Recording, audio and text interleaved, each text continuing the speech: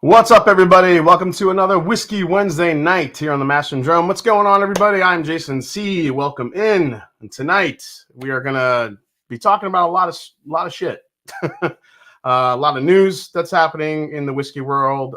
Some really kind of high-profile new labels that hit the TTB as far as new releases coming out.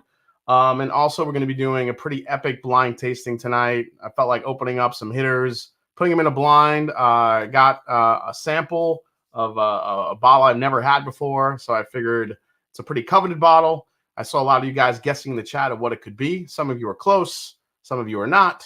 So we'll find out what that bottle is. But it's a hitter enough of a bottle to compete with the ones that you guys saw on the thumbnail. So we'll see how that shakes out. I mean, there's no losers tonight. They're all phenomenal bourbons that are going to be in that flight.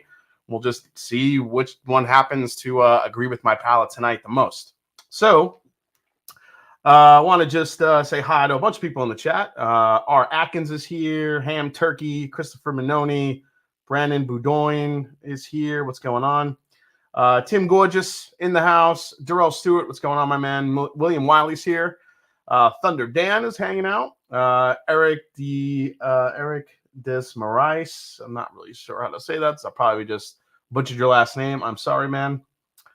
Let's see. Roscoe P. Coltrane's in the house. Whiskey Nose. What's up, Marty? Everyone go check out Whiskey Nose on the YouTubes. Who else is here? Kenneth Rathburn. What's going on, bud? Nice to see you, man. CC781018 is here. Roy Art does things in the house. What's going on? Citizen One saying is drinking some E.H. Taylor tonight. Awesome to see. Sugar Kitty in the house. Carter Grishaber's here. Big hitters this week for the streamers. Yeah, people cracking into some good bottles this week for sure. Bill Kavanaugh is here. What's going on, Bill? Nice to see you as always. David Hatton, Blue Green Eye, Jeffrey Whackers, Whack Attack, Zack Attack. What's going on, man? Joe NYC in the house. What's up, South Bronx? What's going on? Curiosity Public is in the house. What is going on, fellas? If that is Dutch, hope you're doing well, man. Hope you're doing good. Hey, if any of you, if Curiosity Public, if you guys are hanging out tonight and if you're in front of a camera, let me know. Why don't you jump on, hang out a little bit, have a couple pours. Let me see here. Ian Nepp's in the house. What's going on, man? Justin Boggs, David Behrens. Let's see. Of course, Chris is in the house with his woo. There he is. Jeffrey Boyle. Katie Turk. How are you doing, Katie? Nice to see you as always. Adam Dorman. Cool Running is in the house. Let's see here. Bourbon. Look at this gorgeous bastard. I could just feel the New York. I feel the New York in you saying that. But thanks. You're gorgeous too, man. Anthos in the house, man. Steve Aronson is here. My Whiskey Lab. My Whiskey Lab was just over there with Whiskey Mountains. Adriana did a great stream tonight. I was kind of lurking and watching while I was setting up, so she did a great job as always. Pop 'em, don't watch them. It's that time, he says. That is true. Independent Joe's in the house as well. Thanks, Independent Joe, for dropping all the links tonight. Donald Rance, Whiskey Yoda's in the house. Irish Whiskey Yoda just popping in from work to say hello briefly. Nice to see you, man. Hope you're not working too hard. 100% pure mustard in the house.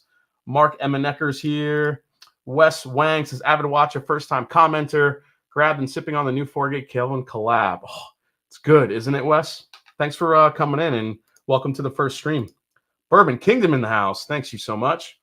What is going on, Bourbon Kingdom? Nice to see you as always. Let's see here. Hey, Elsa Sabervida is here. Nice to see you, Elsa. Emily Chambers is here. Thanks for hitting the mash, mashing the like button. You know how to do it. Deborah C is here. Redwood Empire will be releasing Lost Monarch, Pipe Dream, and Emerald Giant at cast strength later this year. Well, that's freaking exciting. Holy shit. It's about time. I always wanted to try that the Lost Monarch at cast strength. That should be pretty awesome. Mile High Whiskey Bros in the house. Finally grabbed the Bardstown Founders. I'll be popping tonight. That is a chocolatey coffee bottle of deliciousness right there. Let's see here. Let's see. Aloha. All right. Just catching up here. Hope everyone's doing great. So we're just going to jump in right into some whiskey tonight. I have a few new bottles I'm going to be trying with you guys live here tonight. One of them is this new Penelope. This is the Penelope American Light Whiskey release. They released this, I believe, a month or two ago. I haven't just been able to get to it with all the friggin' bottles coming out. But this is the new Penelope American Light Whiskey. This comes in at 13 years old. It's a 13-year-old light whiskey. Normally, light whiskeys are a high age anyway, so don't buy in too much to the high age. Light whiskeys need to be a high age because they're being aged in used oak casks rather than new, like bourbon. So also what you have here is a 99% corn to 1% malted barley mash bill. So very, very, very high corn content, which makes them usually especially sweet. So haven't dove into this one yet. Let's do a quick review, guys. Cheers. Thanks for hanging out on Whiskey Wednesday. Now, this is a blend, I think, of, let's see here. Let's see. I think I looked up 13-year-old American Light Whiskey. I do believe this is a batched blend of some different barrels. So this was distilled from corn at Seagram's, Indiana in 2008. Aged in second fill oak barrels. Okay. Let's try it out. So first thing I always get on light whiskey is candy corn, vanilla frosting, and usually a good amount of, depending on the age of it, sometimes you get like a nice little punch of like butterscotchiness.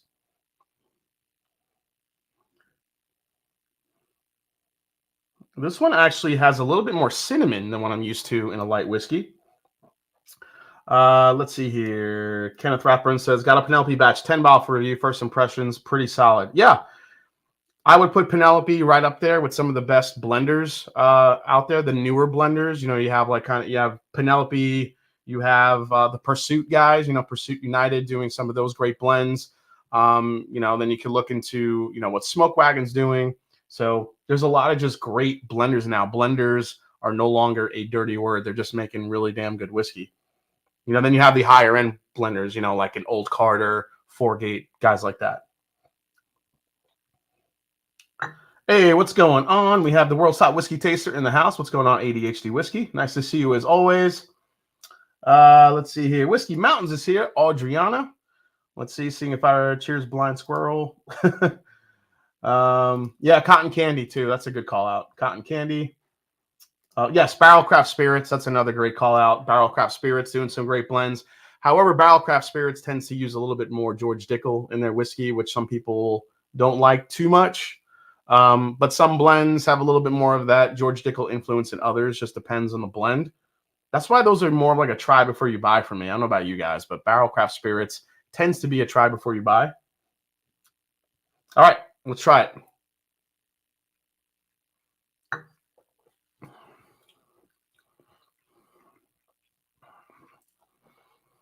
It's just super silky, buttery. Again, more of that vanilla frosting. I do get a little bit of that cotton candy note. Getting like a light strawberry note in here. This has more cinnamon than I'm used to. Like I said, than light whiskeys, I'm even getting it on the palate as well. Like I said, 133.6 proof. So this is not light on proof at all. Light whiskeys tend to have a higher proof because they're distilled higher than a bourbon would normally be. Light whiskeys are usually distilled up at a higher proof. The cutoff for bourbons 160. American light whiskey, they go higher than that. So that's why you get so much higher of an alcohol content. Kind of like you get into like that vodka category.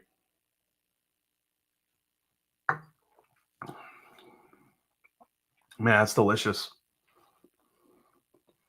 It's good. I mean, if you're a light whiskey fan, this kind of does the job. Light whiskey has been kind of an ever-growing category in whiskey. It's not. There are some people. It's a pretty polarizing, I think, sector of whiskey that people either love or hate. So it just depends on what you like. If you like high proof, very, very sweet, then light whiskey is right up your alley. Sometimes these can drink a little bit too hot. They need a little bit more age to kind of round things out. But man, when these are hit just right, they hit just right. For me, light whiskeys tend to get better with some air time, let that alcohol kind of evaporate a little bit. And then you're just kind of left with some nice, like syrupy, sweet, whiskey. So this is about 70 to 80 bucks, I think, for this bottle.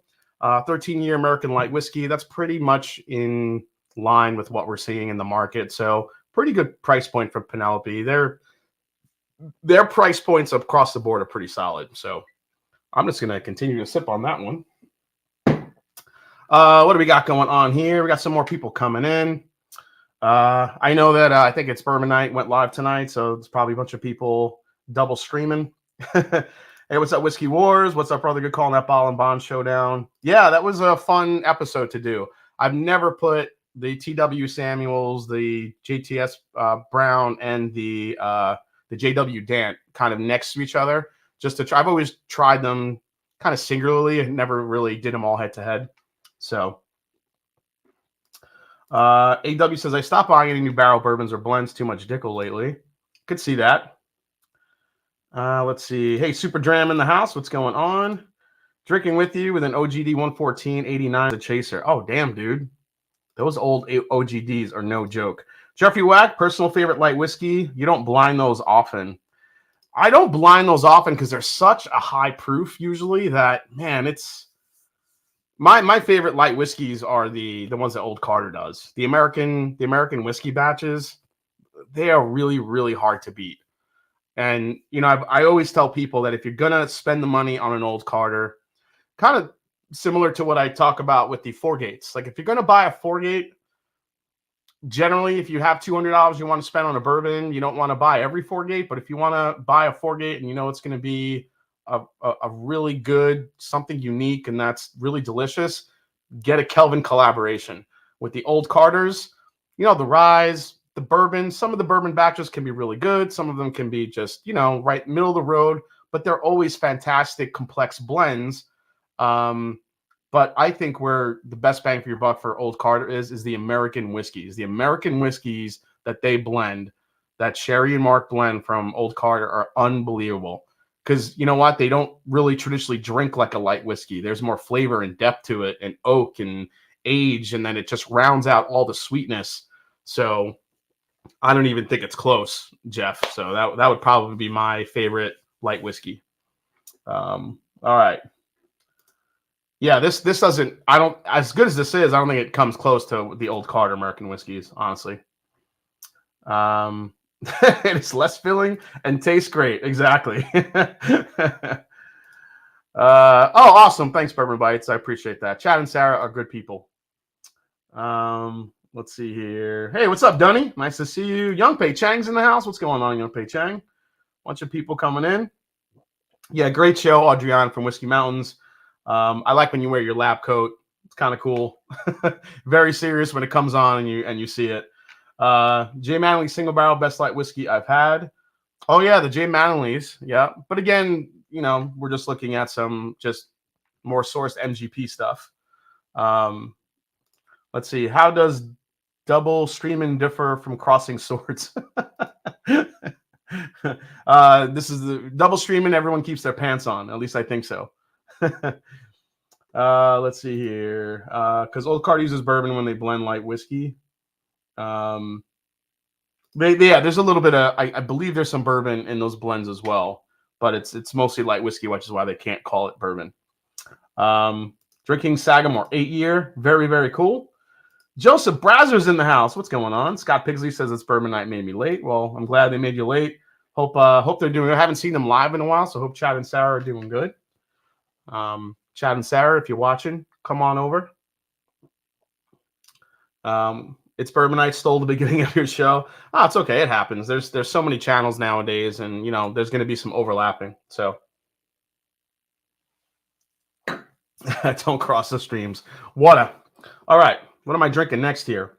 So, a couple of news stories I want to go through. So first, Fred Minnick, he announced. So it's always interesting to me to kind of look at the metrics and what's happening in bourbon. I'm actually going to switch to a rye now, a new Boone County that I have not tried yet. So this is the Boone County Rye single barrel, 6 years. Look at that beauty. Oh, yeah, it's a good looking bottle. This one comes in 122.4 proof. distilled in fall of 2014. So there we go. Let's get some air into this one. I'm a huge fan of Boone County bourbons, the Rise. Let's see here. So this is 95.5. This is all produced at Boone County. So this is all their own stuff. This is not MGP.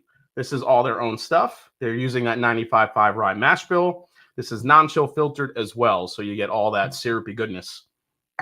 So yeah, let's talk a little bit about some of the metrics that happen with bourbon, and when a good one to always follow is Drizly. Now I know Drizly doesn't have a huge portfolio of bourbons. I mean, I think it's getting better each year, but it's interesting to see like the top whiskeys. Now, for those of you guys that don't know what Drizly is, they are basically an online order your whiskey delivered to your house type thing. And they're probably one of the biggest in the country. And each quarter they release like what of their top movers have been. So I'm going to share my screen real quick for you guys can check this out. So we have, here we go. So this is the top 20 bourbons here. Drizly's list of top selling bourbons for Q1 2022, and that was Maker's Mark. So Maker's Mark, the waxy top, the beautiful waxy top, actually made it to number 1. Now, normally for most of the time, you see the number 2 bourbon there as the number 1, which is Bullet. So it's kind of it's kind of interesting to see Makers take that top spot. Usually Makers and Bullet are right always there in the top 5. Also, as you guys can see, we have number 3, Woodford Reserve, for just regular Jim Beam. Now, it doesn't specify what it is, but I'm guessing that is just the white label. 5, Basil Hayden, Yuck. 6, Buffalo Trace. 7, Blanton's. I would imagine that Blanton's has to sell out pretty quick, or the fact that it's even in the top 10 makes me think that Drizly must get a good amount of it. Because if they don't, I don't see how that's how that could even make a top 20 list like that. But I don't know. That one's curious. I would like to dive deeper into that a little bit more. Number 8, you have Angel's Envy. 9, Evan Williams. 10, Knob Creek. 11, Four Roses. 12, the Woodford Reserve Double Oak. So you have 2 Woodford Reserves in the top 20. Moving down the list, number 13, Elijah Craig Small Batch. Number 14, Wild Turkey 101. That hurts my heart a little bit because it's that should be a top 10 bourbon right there. 15 is Eagle Rare 10. Again, probably another one that sells out fast. 16, you have Maker's 46. 17, Weller Special Reserve. 18, Jefferson's Ocean. 19, Four Roses Single Barrel. I don't know why that is at 19. And 20, Widow Jane 10-year straight bourbon. So if there's one thing we could see from this list is that most of the folks that are ordering from that are just looking for some good cheap bourbon to drink rather than looking for some of the high-end stuff that we like to drink. So it's it's an interesting list to look at each quarter to see what makes the top. And it just seems like Maker's Mark and Maker's Mark and Bullet are always there in that 1-2 kind of fighting for that. Why? Because it's good and it's cheap. So people buying Blanton's off Drizly as soon as it drops at $200 a bottle, though. So yeah, so $200 a bottle. It's going fast. There you go. Yeah, I'm not a big fan of Ocean either. Whiskey Ripper says, sounds like bourbons that should be at your local restaurant bar. I mean, that's pretty much what it is. What's up, Sunday Evening Scotch is in the house. You have 319 in the chat. All right, let's get into this Boone County rye. Top Shelf says Makers and Bullet can make enough to meet that demand. Buffalo Trace, you want to man up. You want to man up in that. It's a list. Some people just need to drink something different. Yeah, it's a list. But it's just interesting for people that, order their bourbon in. That's what they're going for. It's just kind of unique to see. I don't know, you guys let me know in the chat if you had what's going to be your number 1 bourbon, that if you had any bourbon on your shelf relatively available that you would have ordered directly to your house and delivered. Like, you run out of your favorite bourbon, what do you want delivered to your house that night that's relatively easy to get? I mean, is it Wild Turkey 101? Is it Early Times Bottle and Bond? Is it Elijah Craig? Is it a Four Roses product? Is it? I know Adriana's going to say Knob Creek. I know that's what you're going to pick, Adriana. Don't worry. What would that bottle be? I mean, I think for me, it would definitely be, a Wild Turkey product or even a Four Roses product. I've been drinking a lot of Four Roses lately as well. So right now I'm in like this Four Roses groove. Hey, what's up, Steve? What, I can't get King Kentucky? No, apparently not. Jimmy Copeland says, love the content, brother. Thank you so much, Jimmy. Thanks for the super chat. Thanks for kicking off the super chats tonight. I heard, what did Bourbon say? I heard for May, New York is getting 3,300 cases of Blanton's. That's already insta sold out. Thanks. So think how much Blanton's that is. Yeah, it's a lot of Blanton's. Buffalo Trace, Knob Creek 9-year. Anything from Sagamore says just plain Shane. All right. So Boone County, 95.5 rye here. Ooh, that is rich on the nose. Absolute chocolate orange bomb on this right now. A lot of citrus, but also a lot of like that what do you call it? Like an evergreen type of thing. Like I always call it like the Christmas tree effect on a good 95.5 rye. But there's a lot of sweetness in here too. I'm almost getting like a coffee note in here, like a coffee bean. Like a fresh coffee bean, not like a roasted coffee bean. Man, this smells wonderful. I love finding anything coffee in my whiskey. All right, let's try this one, guys.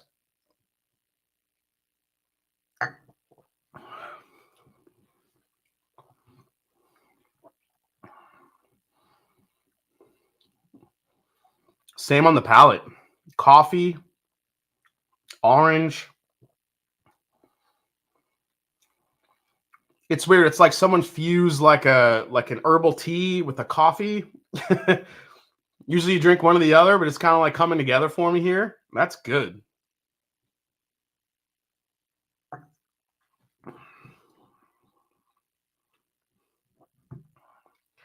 All right, second sip, we're getting more like wintergreen, like a wintergreen note, like wintergreen gum. A very sharp wintergreen note. Minty, almost like mojito. Like it's like borders on mojito. Like you get all this sugary sweetness, and then it comes in with all this like this fresh picked mint. And then on top of that, it's that syrupy sugar, like simple syrup almost.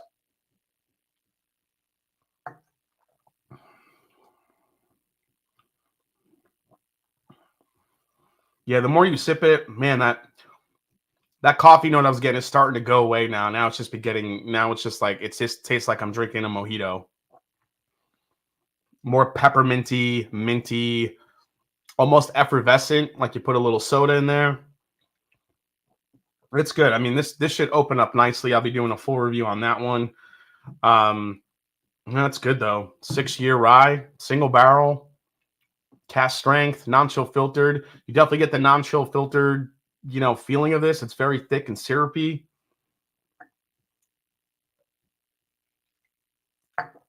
I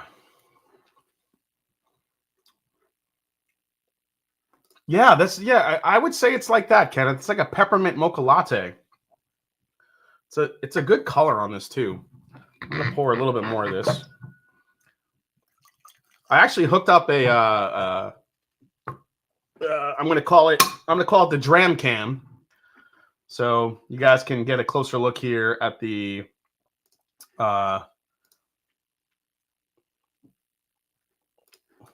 bottle here at the Dram. You guys see that?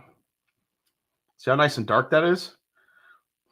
So there is the actual color of the rye whiskey.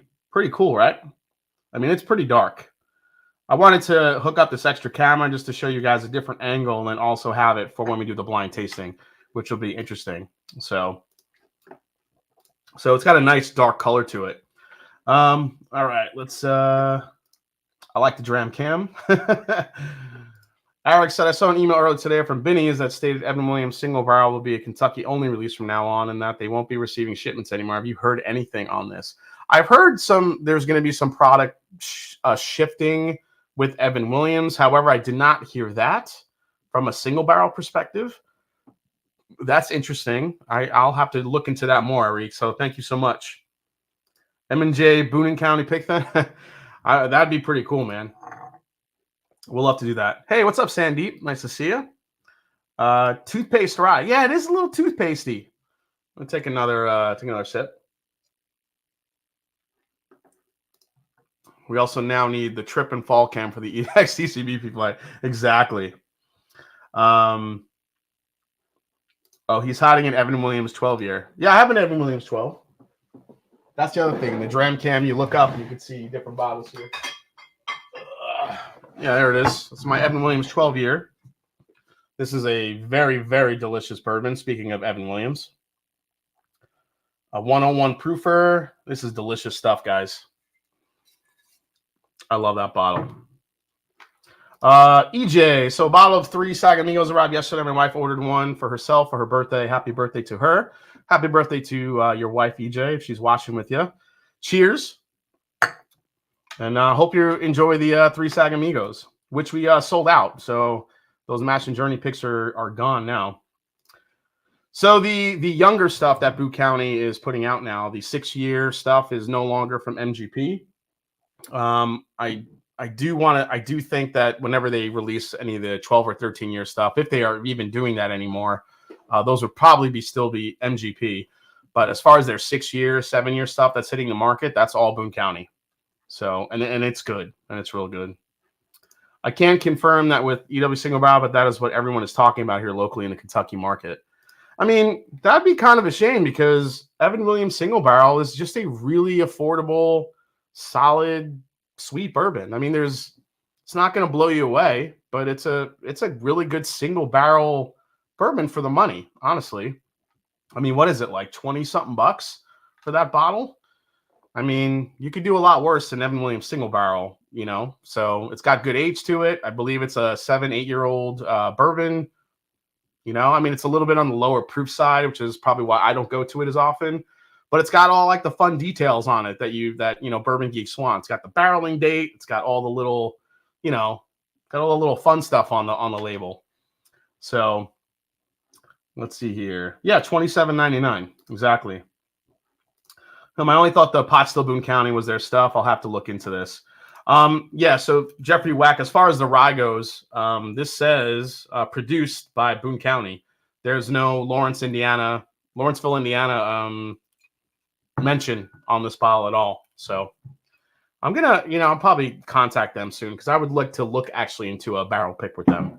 We'll see what happens. All right, before we pour our next one, so we already talked about the fastest or the most sold on Drizly, but now we're going to go into the fastest growing bourbons according to Drizly, and the answer may surprise you. So let me share this screen with you here, and we're going to talk about Widow Jane. Widow Jane. Well, I mean, now I don't know if they're talking about the entire category of Widow Jane or just this particular variant, the Lucky 13. But if you look at the fastest growing bourbon brands on the Drizly list, now if you read the text above, so it's worth noting that this list is based on revenue versus actual bottles sold. But this data comes from 4,800 stores that use the Drizly app. So this is solid data. However, it's limited to sales on Drizly and does not reflect in-store purchases. But it's a nice little, lens into, what's happening as far as fastest growing bourbons. So these are your top 10. You have Widow Jane, George Remus Single Barrel Straight Bourbon Whiskey, which I totally agree with. Treaty Oak out of Texas. I mean, that's a surprising one that I wouldn't, figure is on there. But Treaty Oak does make good whiskey. Michter's US 1 Toasted Barrel Finish. Old Forester Single Barrel Strength. That makes a lot of sense. St. Augustine, Florida Straight Bourbon. I don't know about that one. I haven't had St. Augustine in a while. I remember the first time I tried it, it tasted like Florida. I don't know how to explain what that taste reminds me of, but that shit tastes like Florida. Like humidity and swampy water. Like when I had my first single barrel ever from them, I was not impressed. Now that was like maybe 3-4 years ago. Maybe their stuff has gotten better. I have to try that again. Lucky 7, hell yeah. Lucky 7 is putting out some hitter whiskeys and bourbons. Not sure how they're doing it or how they're getting their hands on such high age stuff, but they're putting out some incredible bottles. Old Fitz, 11-year, okay. Bro Brothers Bourbon, which is one that I'm going to be reviewing soon here on the Mash and Drum. So I'll save what I think of that for that time. And Terry Bradshaw Bourbon. The Terry Bradshaw Bourbon coming in, which is distilled by Green River Distilling. So the guys that make Green River, who makes this beautiful bottle, which I think is one of the coolest new bottles to hit the market in a long time.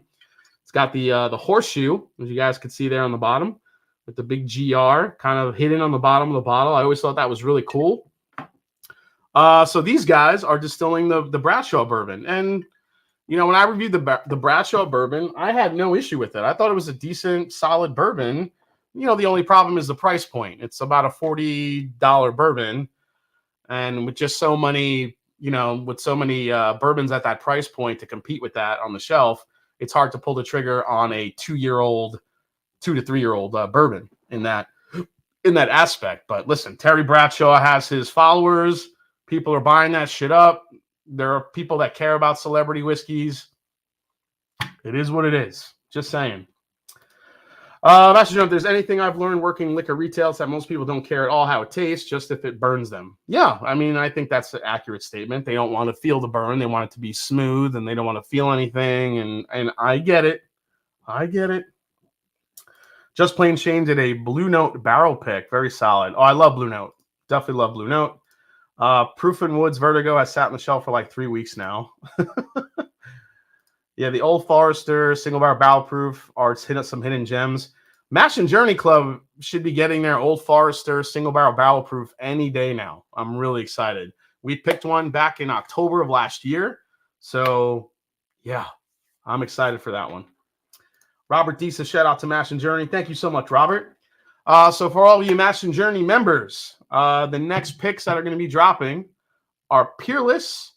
Not the Peerless Bourbon yet. The Peerless Bourbon is a little bit of an issue with. We're not sure what's going on with the Peerless Bourbon, but the Peerless Rye is ready to go, along with our High West brandy finish, American Prairie Bourbon brandy finish.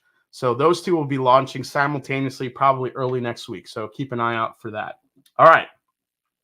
This beautiful, sweet Winnie the Pooh shit in my whiskey bottle is from Nulu. So this is from their experimental finish series. So this is the new Nulu honey barrel finish. So this is a single barrel honey barrel finish, non-chill filtered. This one comes in at 116 proof. Nulu has done wine, brandy, cognac finishes, but this one, you see some, a good amount of honey finishes happening more and more. From what I've talked to, when I've talked to different distillers, doing a honey barrel is a pain in the ass. So what I learned is that honey, if you fill a barrel with honey, if you filled it all the way up, honey likes to suck the moisture out of a barrel.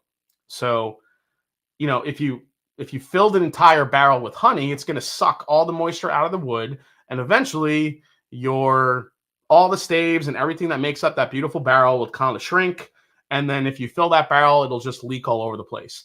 So what distillers normally are doing now is they're filling a barrel about a quarter or halfway and just continue to rotate that barrel each and every day so that, the honey doesn't just sit there and extract every bit of moisture that's in that barrel. Eventually it gets dumped after it sits in the barrel for however amount of time the distiller, deems that be. And then they fill the whiskey in that once it dries out a little bit. So honey can be a pain in the ass to work with, but man, people already that love that sweet, super, super sweet type of flavor profile. You add some honey to that, shit. People are all over that shit. All right. So let's open up this one. I want to make sure I'm opening this the right way here. Mm-hmm.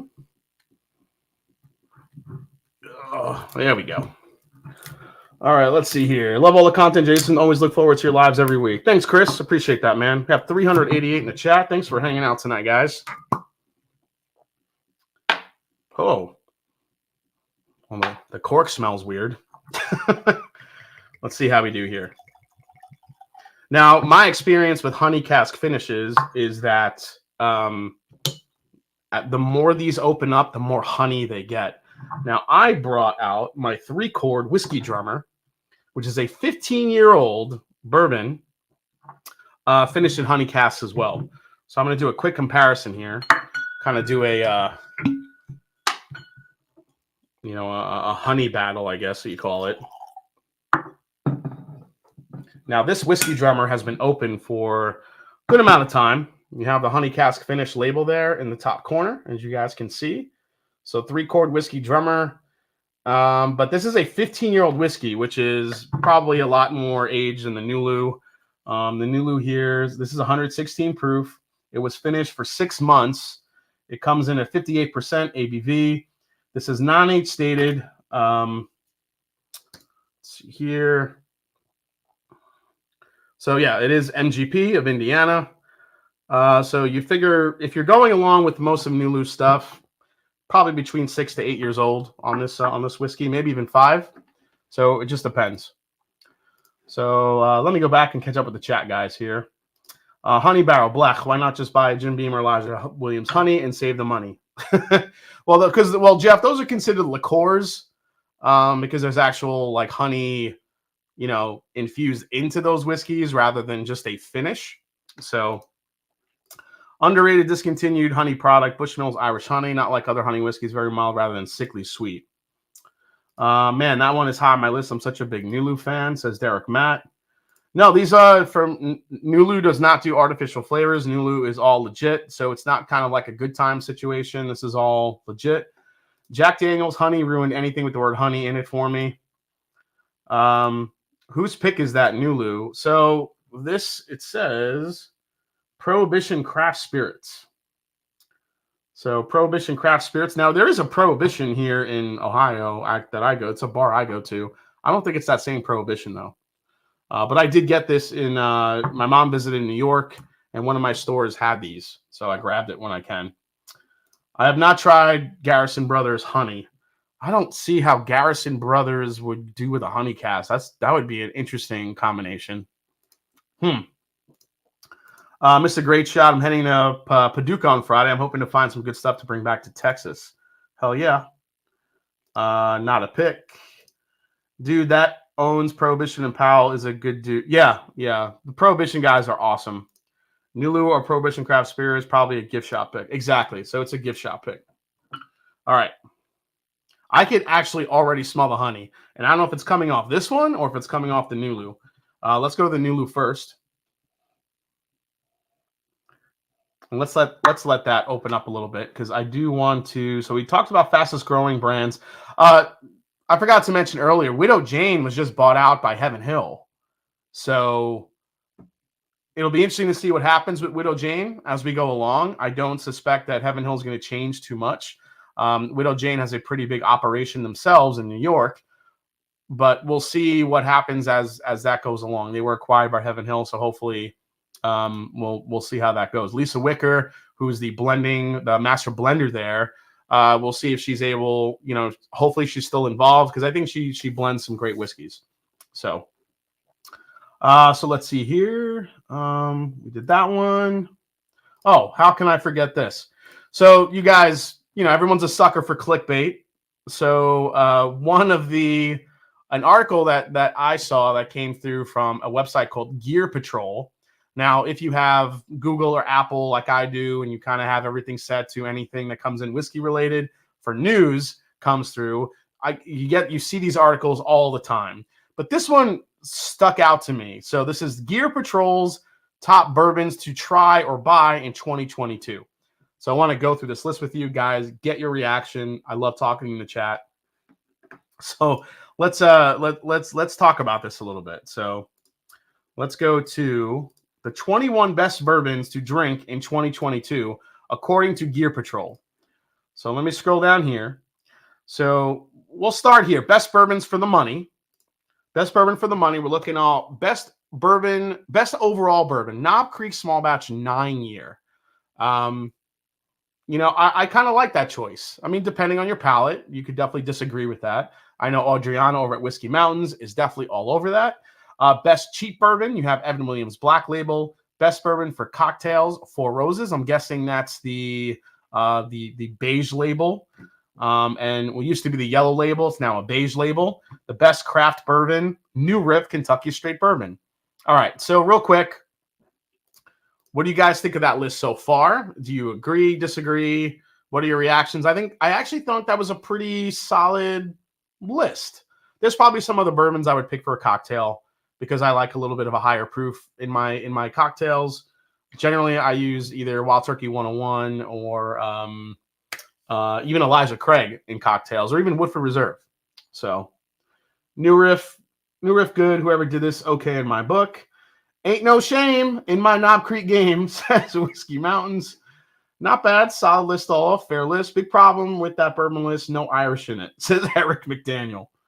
Agree heavily on Knob Creek and New Riff. Okay. Don't love Four Roses, but big on Knob Creek and New Riff. Okay. All right. We'll go to the next ones. Yeah, very safe picks. And I think that they pick those bourbons based a lot on availability too, which I think is helpful. All right. Nulu. Honey finish. Now the honey's coming out. Wasn't getting it at first. I'll tell you guys this. If anyone ever buys a honey finished bourbon or whiskey, let it sit in the glass for 15 to 20 minutes. It takes a little bit for that honey to come out. This, as it's gotten some air, that's all I smell now in this whiskey drummer. It's like the Winnie the Pooh and the Honey Nut Cheerios be just, you know, I don't know. They just got together and they freaking shit all in my whiskey because that's all I taste. That's all I smell is like just Honey Nut Cheerios with Winnie the Pooh all over it. Now, what I like about the Nulu so far is, at least right now, it's not killing me with honey. But I definitely smell the honey. But I'm also getting that NGP like citrusy note in it. So it's like citrus and honey, almost like tea. Like if any one of you make a tea when you're sick and you put some honey in it, I do that. And that usually helps me. It helps my throat, especially if I have a sore throat. And this thing is reminding me of that a little bit. I'm actually getting a little bit of cinnamon too, which is nice. All right, let's try it, guys. Cheers.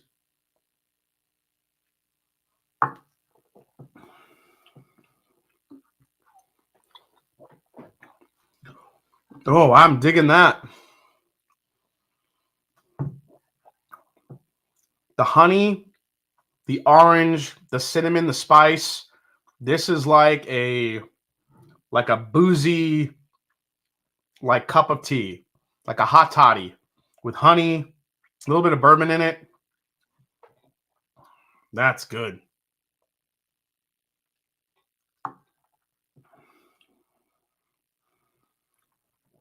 The honey did not overtake this whiskey. I mean, we'll see how it opens up a little bit because this one, the more it opened up, the more honey it got. So we'll see what happens with this, with the Nulu. But holy shit, that's good.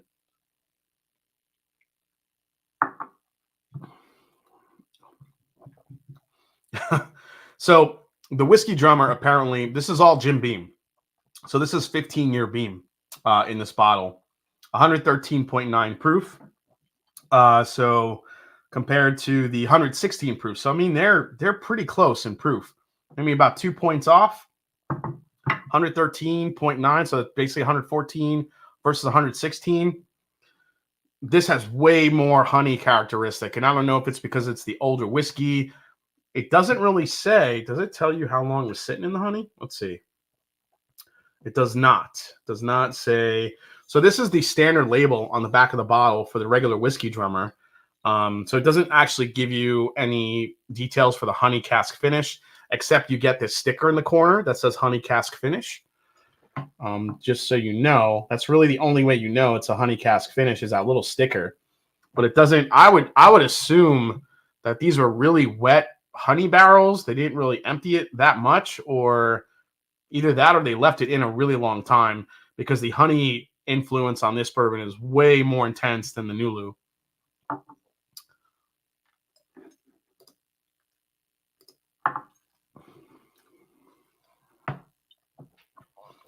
This is really good. The Nulu honey is really delicious. I mean, you're talking, man, the cinnamon, the orange, the spice, all with that little bit of honey on the back end of that one. That's freaking delicious. I might like that better than this one. Ooh. I'm going to keep sipping on that shit. Damn, that's good. All right, I'll put you aside. All right. Let's see. Nulu keeps putting out here. Yeah, absolutely. Actually, yeah, Matt's Nulu pick, Matt from ADHD Whiskey, his rye Nulu pick is absolutely outstanding. I mean, that thing is delicious. It's so good. Matt definitely knows how to pick a barrel. Thing was so good. Hey, what's up, Robotic? Tammy, I agree. I think Nulu puts out hitters. Was the drummer, the whiskey drum was $250 for that one. I still think Nulu finished products are overpriced for 5-year finished MGP. I mean, yeah, you could kind of think that way a little bit.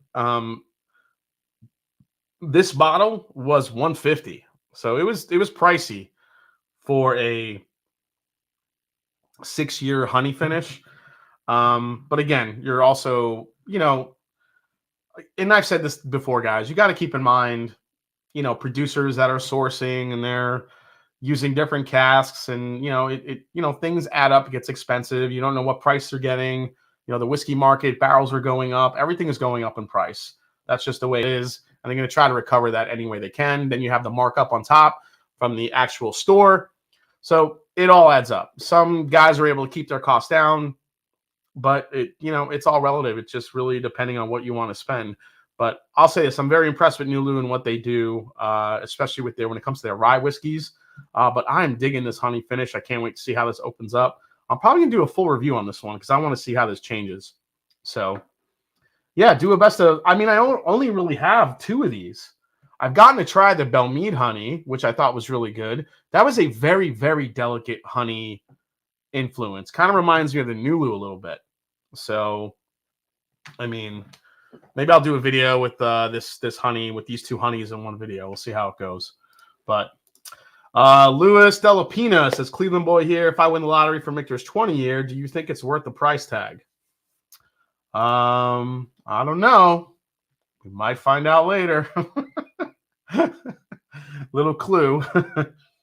Yeah, see, now it's getting a little bit more honey. From what I heard, the Michter's 20 is an amazing bourbon. So if you're willing to shell out that kind of money for it, do I think it's probably worth that cash? Probably not, but I've probably paid just as much or as more for bourbons that are probably even not as good as that one. But I can't say I've had Michter's 20, but all people tell me is how good it is. But, we may just find out later. We'll see. Craig Benfield. Oh, good night, man. You're leaving early. Have a good one. Top Shelf Justin says, yes, buy the M20. It is worth it. All right. This is getting better and better, actually, as it's in the glass. All right. All right. Let's go back to that Gear Patrol because I want to see the rest of the list here. Then we're going to get into some labels, then get into our blind tasting. So here we go. Let's get into the rest of this one. So I'm going to share the screen here. We're going to go into the 21 best bourbons to drink. Let's go to best affordable bourbons. OGD 114, George Dickel 8-year, Larceny Bourbon, Maker's Mark, Elijah Craig Small Batch, Early Times Bottled and Bond, Four Roses Small Batch. I mean, I don't think I have a problem with any of those. That's a decent list. Would like to see maybe Wild Turkey 101 on there. But it's a solid list for a one of these clickbaity articles that have come out. Now, where it gets interesting now is the high-end bourbon. So let's take a look at the high-end, because a lot of these articles will throw out high-end bourbons like they're really easy to get. And I get it. You're just kind of putting stuff out there, and based on what these guys drink, what's worth the chase. If you could get one, I get it. But I just feel like sometimes what they're writing just kind of falls on a deaf ear, because what a lot of the stuff that they pick are really, really, really impossible to get. So let's take a look at this one here. Let's go back. So now we're going to go to best high-end bourbon. Old Forester 1920 Prohibition. I think some people would call that high-end. It is about a $60, $65 bottle. Four Roses a single barrel. You're looking at about a $40 bottle. Wilderness Trail 6-year. That was on my my top go-to available bourbons for 2022. Henry McKenna, which I would agree with if it's would actually be available. You barely ever see that bottle anymore. Stellum bourbon. So Stellum's a $50 bottle, the bourbon and the rye. I mean, those are the budget offerings from Barrel Craft Spirits, and they're meant to use the same blends that Barrel Craft does, using Tennessee whiskey, Indiana, and Kentucky, and blending those together to make something. But I think they're just using younger barrels, younger stocks to blend those. Then you have Old Ezra 7-year, which I don't think I've seen. Unless I go to Lux Row Distilling, I never see Old Ezra 7-year hanging around. I don't know about you guys in the chat if you still see that bottle in your area, but I never see it anymore. Elijah Craig Barrel Proof, totally agree. Barrel Craft Spirits Bourbon, we just talked about that. And Buffalo Trace, and then just out of nowhere, William LaRue Weller. So that's what made me laugh. You actually had a decent list of some relatively, not all of it, but most of that stuff is somewhat attainable. And then they just end the list. You know what? William LaRue Weller. So I thought that was pretty hilarious. For a list, it's just like, yeah, Wilderness Trail, 6-year, which is always available. Four Roses a single barrel, Henry McKenna. And then to end the list, let's throw some William LaRue Weller in there. Yeah, just go buy that one. So that actually really cracked me up. Bill Kavanagh says he's not open mind. Yeah, it is a curveball, right? I totally agree, Keith. Out of all that list, Old Ezra is on the shelf here in Arizona. Okay, Caesar, good to know. Okay, let's see. Aaron William, the master Old Ezra sits on shelves in Chattanooga for $50. Oh, really? That's interesting, Aaron. Last saw Old Ezra 7 back in October. Picked up 2 bottles when I saw it. Says game misconduct. 21090 says that makes sense. Do I suspect some sarcasm in there? Just plain Shane says, love that Old Ezra 7. I just bought 2 more backup bottles. It's a great bourbon. I just wish it was more available, at least in my area. We don't see it a lot in Ohio. Jeremy Todd says, living in the Taliban-controlled state of Alabama, we hardly see any of these. Old Forester 1920 is a high-end bourbon. Since when? I think for some people, Jeff, you could call it a high-end bourbon. I mean, it's a $60, $65 bourbon. Whiskey and bourbon geeks like us will drop $60 on a good, relatively easy-to-find bottle any day of the week. Not everyone is like that. I mean, if you look at the beginning of their list of what like their cheap bourbon is, I mean, they're on the really low end of pricing. So a $65 bottle for them, for that list, that's pretty high end. Although once you saw the William LaRue Weller, it just made no sense to me at all. Yeah, when I could get William LaRue Weller as easy as Elijah Craig Barrel Proof, that is when pigs fly and dogs and cats just hang out together and everything is just crazy. Yeah, they might as well have put King Kentucky on the back end of that list. Crazy. Hey, what's up, DC? Daniel Carter's in the house. That's when the edible kicked in for whoever made that list. Exactly. They were making a solid list. They had about 45 of those edible gummy bears, and then all of a sudden, oh, I love William LaRue Weller. Let's put that on the last one. Shit. Oh, my God. Hilarious. What is the high end? Taste, price, or price? I think for them, it's a little bit of both, but it seems like it's more on. It's kind of random. It's kind of a random list. that one just kind of stuck out to me. So I think the 1920 might be, yeah. So Kenneth Rathburn, I think, puts a good spin on it. 1920 is a high end for people who aren't crazy into this hobby like us. So yeah, I think 1920 for, you know, a more of a casual bourbon drinking group, a casual bourbon drinking consumer, 1920 is high end. The only problem is that you soon might be able to equally find those, but the William Weller isn't going to be findable. Exactly. Marketing and status says Birdies and Bourbon. Birdies and Bourbon. I don't know why, but I just really want to play golf with you because I just feel like it would be a good time. So where was the M25 on that list? Yeah, right. All right. So now we're going to get into some, I'm going to sip this shit again.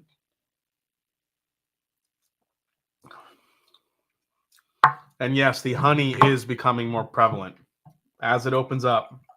As I predicted with these honey finishes, the honey just gets stronger and stronger. All right. There was some big news in the last week or so when it came to new labels hitting the market on the TTB. So it is time for everybody's favorite segment. What's the C on the TTB?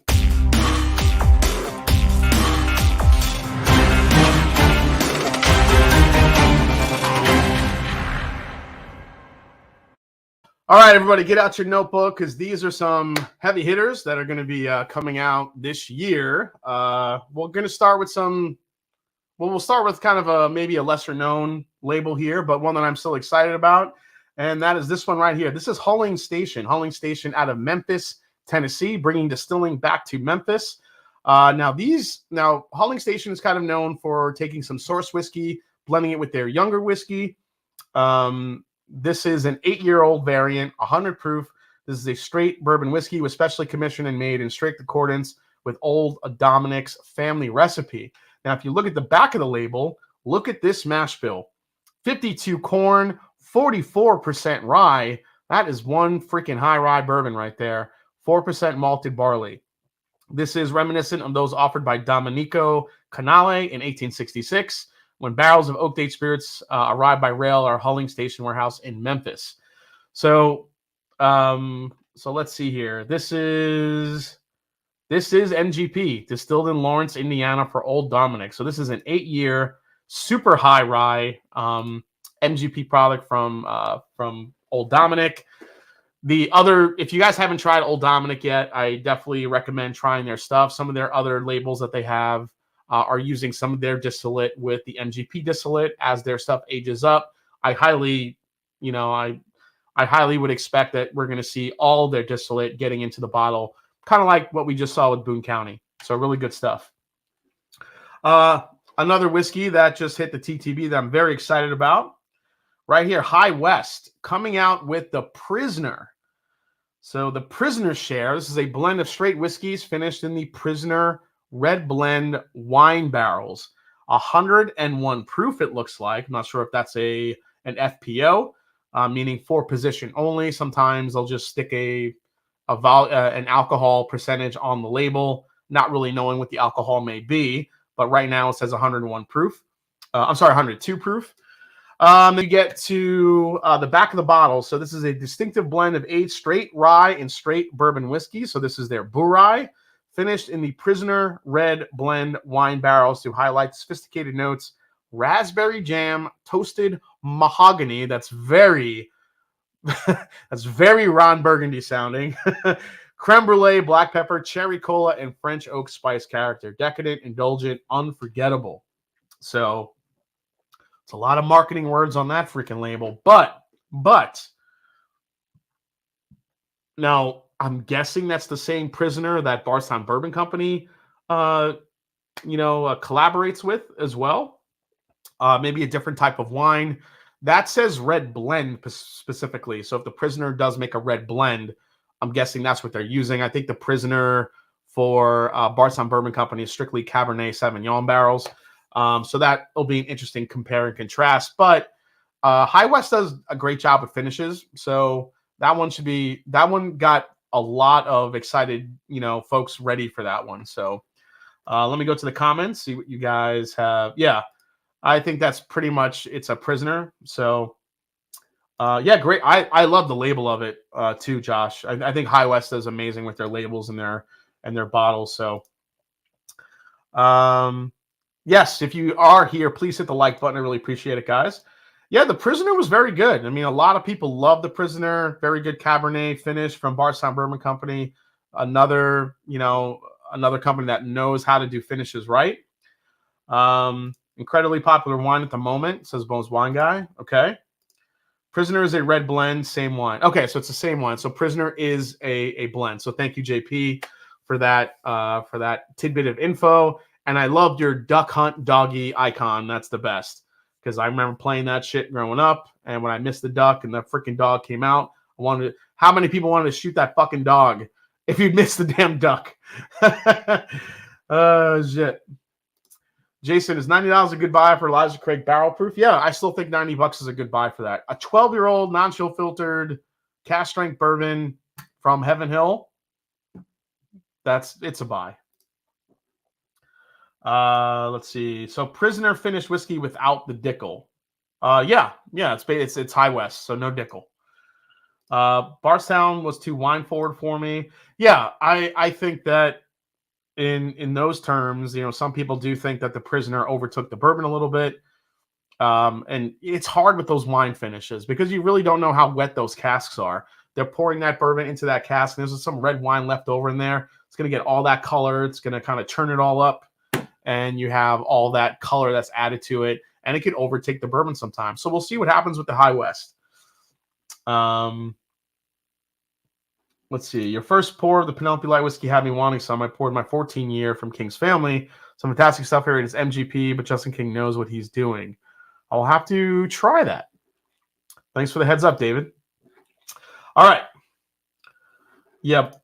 I was a little disappointed with Bardstown Ferrand, to be honest. And this just could completely just because I was so in love with the it was a good cognac finish, but I mean every finish that I have from Bardstown Bourbon Company, I always compare, and I know Top Shelf Dustin in the chat knows this. I always compare to Chateau de la Baude from Bardstown Bourbon Company, which might be the greatest finished whiskey of all time.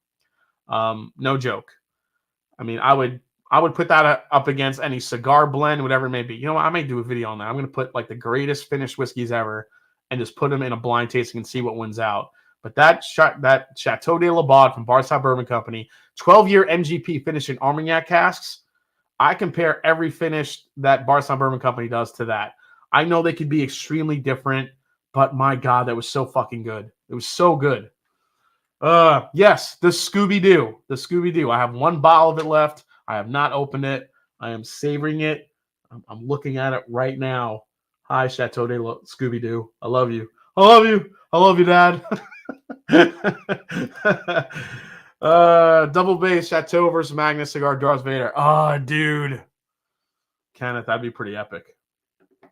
1,000 value will only go up. I just learned that Bardstown fills KBS barrels on the same day they are dumped out. Yeah. I mean, they told me that too. Yeah. Who doesn't love a good Armagnac? Yeah, totally. Bardstown Prisoner was $150 of junk. Wow, he was not a fan, says SDF, 1975. Wesley Bolton would trade you a kidney for it. Yeah, it ain't happening. I don't care what you offer me. I'm not, like I said, think about all the finished whiskeys that have been made on Earth right now. That Chateau de la Baude, I wouldn't trade anything. I think it's the greatest finished whiskey known to man, and I would never trade anything for it. I don't care what the hell you offer me. Unless you offer me, like, now I'm thinking, what would I trade for that? It would have to be like 3 George T. Staggs for me to give that shit away. Or like a George T. Stagg and a William LaRue Weller for a Chateau de la Scooby-Doo. But, yep. Yeah, this is what made it. Was the 12-year cask strength NGP. I mean, what the hell?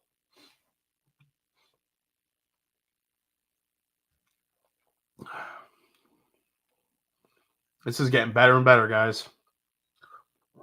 It's just balancing itself out. The honey, it's really good. All right. I don't think so. I don't think there's been a 4-gate for me that has beat Chateau de la Baude yet. I mean, there might be some 4-gates that have been a little bit more, maybe more unique than. Remember, Chateau de la Baude is a single. It's a single finish. You're just looking at Armagnac only. The Kelvin collabs from 4-gate, you're looking at a mix of like rum, sherry, rum, cognac. You have a mix of things going on. The last one that just released, the Kelvin Collab 4, which is right here. This is a Bourye. So you have, this is a Bourye blend, finished in Australian Tawny Port and dark rum cask. So, I mean, there's a lot going on in this bottle. I would have to do a comparison. Maybe that'll be one of my next ones. So, Jason, what are your thoughts on the St. Ali Armagnac finish from Iron Root? When I got the samples, I freaking loved it. I loved it. I actually wanted a little bit more Armagnac, influence on it personally, but I thought it was pretty damn delicious. You might watch me drink a third of that Nulu bottle tonight. It's that good. Is Foursquare 2008 better than bourbons at $85? If you like rum, I believe Foursquare is better than most of the new, bourbons that are hitting the market these days, honestly. Unpopular opinion, 4-gate isn't in the same league as the other high-end finished whiskeys. Bourbon, give me some examples that you're talking about. What are some of the other high-end finished whiskeys you're talking about? I want to know. Let's mix it up here. Look at Pop. I'm fine. I'll pour some Chateau de la Baude. Go ahead. Pour a little bit of an ounce for yourself. Come on, guys. Hit that like button while you're hanging out. We have 400 in the chat. All right. Let's go back to the labels. We got off on a little tangent here. One that I'm excited for, but I'm a little disappointed in this bottle. And I don't know if you guys have seen this yet, but the new Wild Turkey Master's Keep has been announced.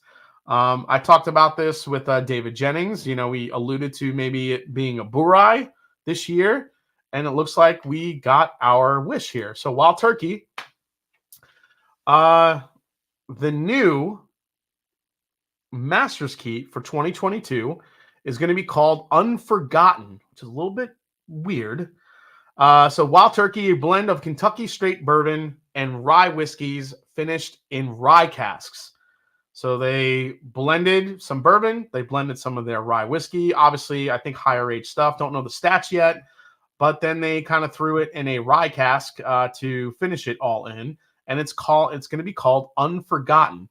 Now, when this label hit the market, or hit the interwebs, I should say, I know David Jennings had some pretty interesting comments about it. Rarebird 101, if you guys have not read his blog, you definitely need to, for all things Wild Turkey. So we're going to kind of point out some things here that he pointed out that I would have maybe missed, but he's such a Wild Turkey fanatic that he picked up on this stuff. So if you look at the neck tag here, look at the way Whiskies is spelled. So Whiskies is with an IES on the very end. Now, what's interesting about that, it doesn't look like really much of anything, but the plural of whiskey is whiskey. So the plural of WHISKEY is basically that same with an S on the end. The plural of whiskey, WHISKY, with no E, is whiskeys, how we see it here on the bottle. Wild Turkey has always used the conventional American spelling of whiskey with the E. So the fact that all of a sudden now they're going to the plural of whiskeys that's without the E is kind of interesting. It might be something that you might have missed, but something that I know bothered David in the long run. Now, they say rye cask in it. So let me go back to that label here. In rye casks. Now, when you use the word cask, it's typically a term used when referring to non-American barrels. Now, there are some exceptions. Maker's Mark uses European spellings like whiskey and casks that fits their Scotch-Irish storyline, which makes sense. Wild Turkey has ever has rarely ever used the word casks when coming to, a finished whiskey. Revival and the Sherry Signature are the exceptions because they were European sherry casks. So unless these are rye casks from 40 Creek, also owned by Campari, who makes rye, they should be using the word barrel and not cask. Now, also one thing, and this is just a designer from a designer standpoint, that Unforgotten on the label, David cracked me up because he basically said it looks like they went into Microsoft Word and they picked like the first Helvetica font that was available for that shit. That shit killed me when he said that. So let me see here. What are you guys saying? Masters keep with Canadian rye. They hired in. So I don't think it's Canadian rye. I think the blend is all Wild Turkey, but it might have been thrown into a Canadian rye barrel for finishing. So we'll have to see what happens, get some more information on that as it comes out. So Whiskey Mountain. So Unforgiven was the name of the Bourye release that Wild Turkey had, several years ago. I have one bottle of it. But that was the other point that David had pointed out, was that to call this release Unforgotten is to undo the warming forgiveness story of the Wild Turkey Forgiving. So by calling this a Bourye Unforgotten, they're saying that they've forgotten about that employee's mistake. At least it strongly infers that. Now, David is a very passionate Wild Turkey fan. He reads into this stuff probably a lot more than the occasional drinker will, or a casual bourbon fan will. But it's interesting that, so Forgiven was made by accident by an employee, and it ended up being a release. So Unforgotten is kind of now implying that the whiskey was forgotten about, but the actual release was called Unforgiven.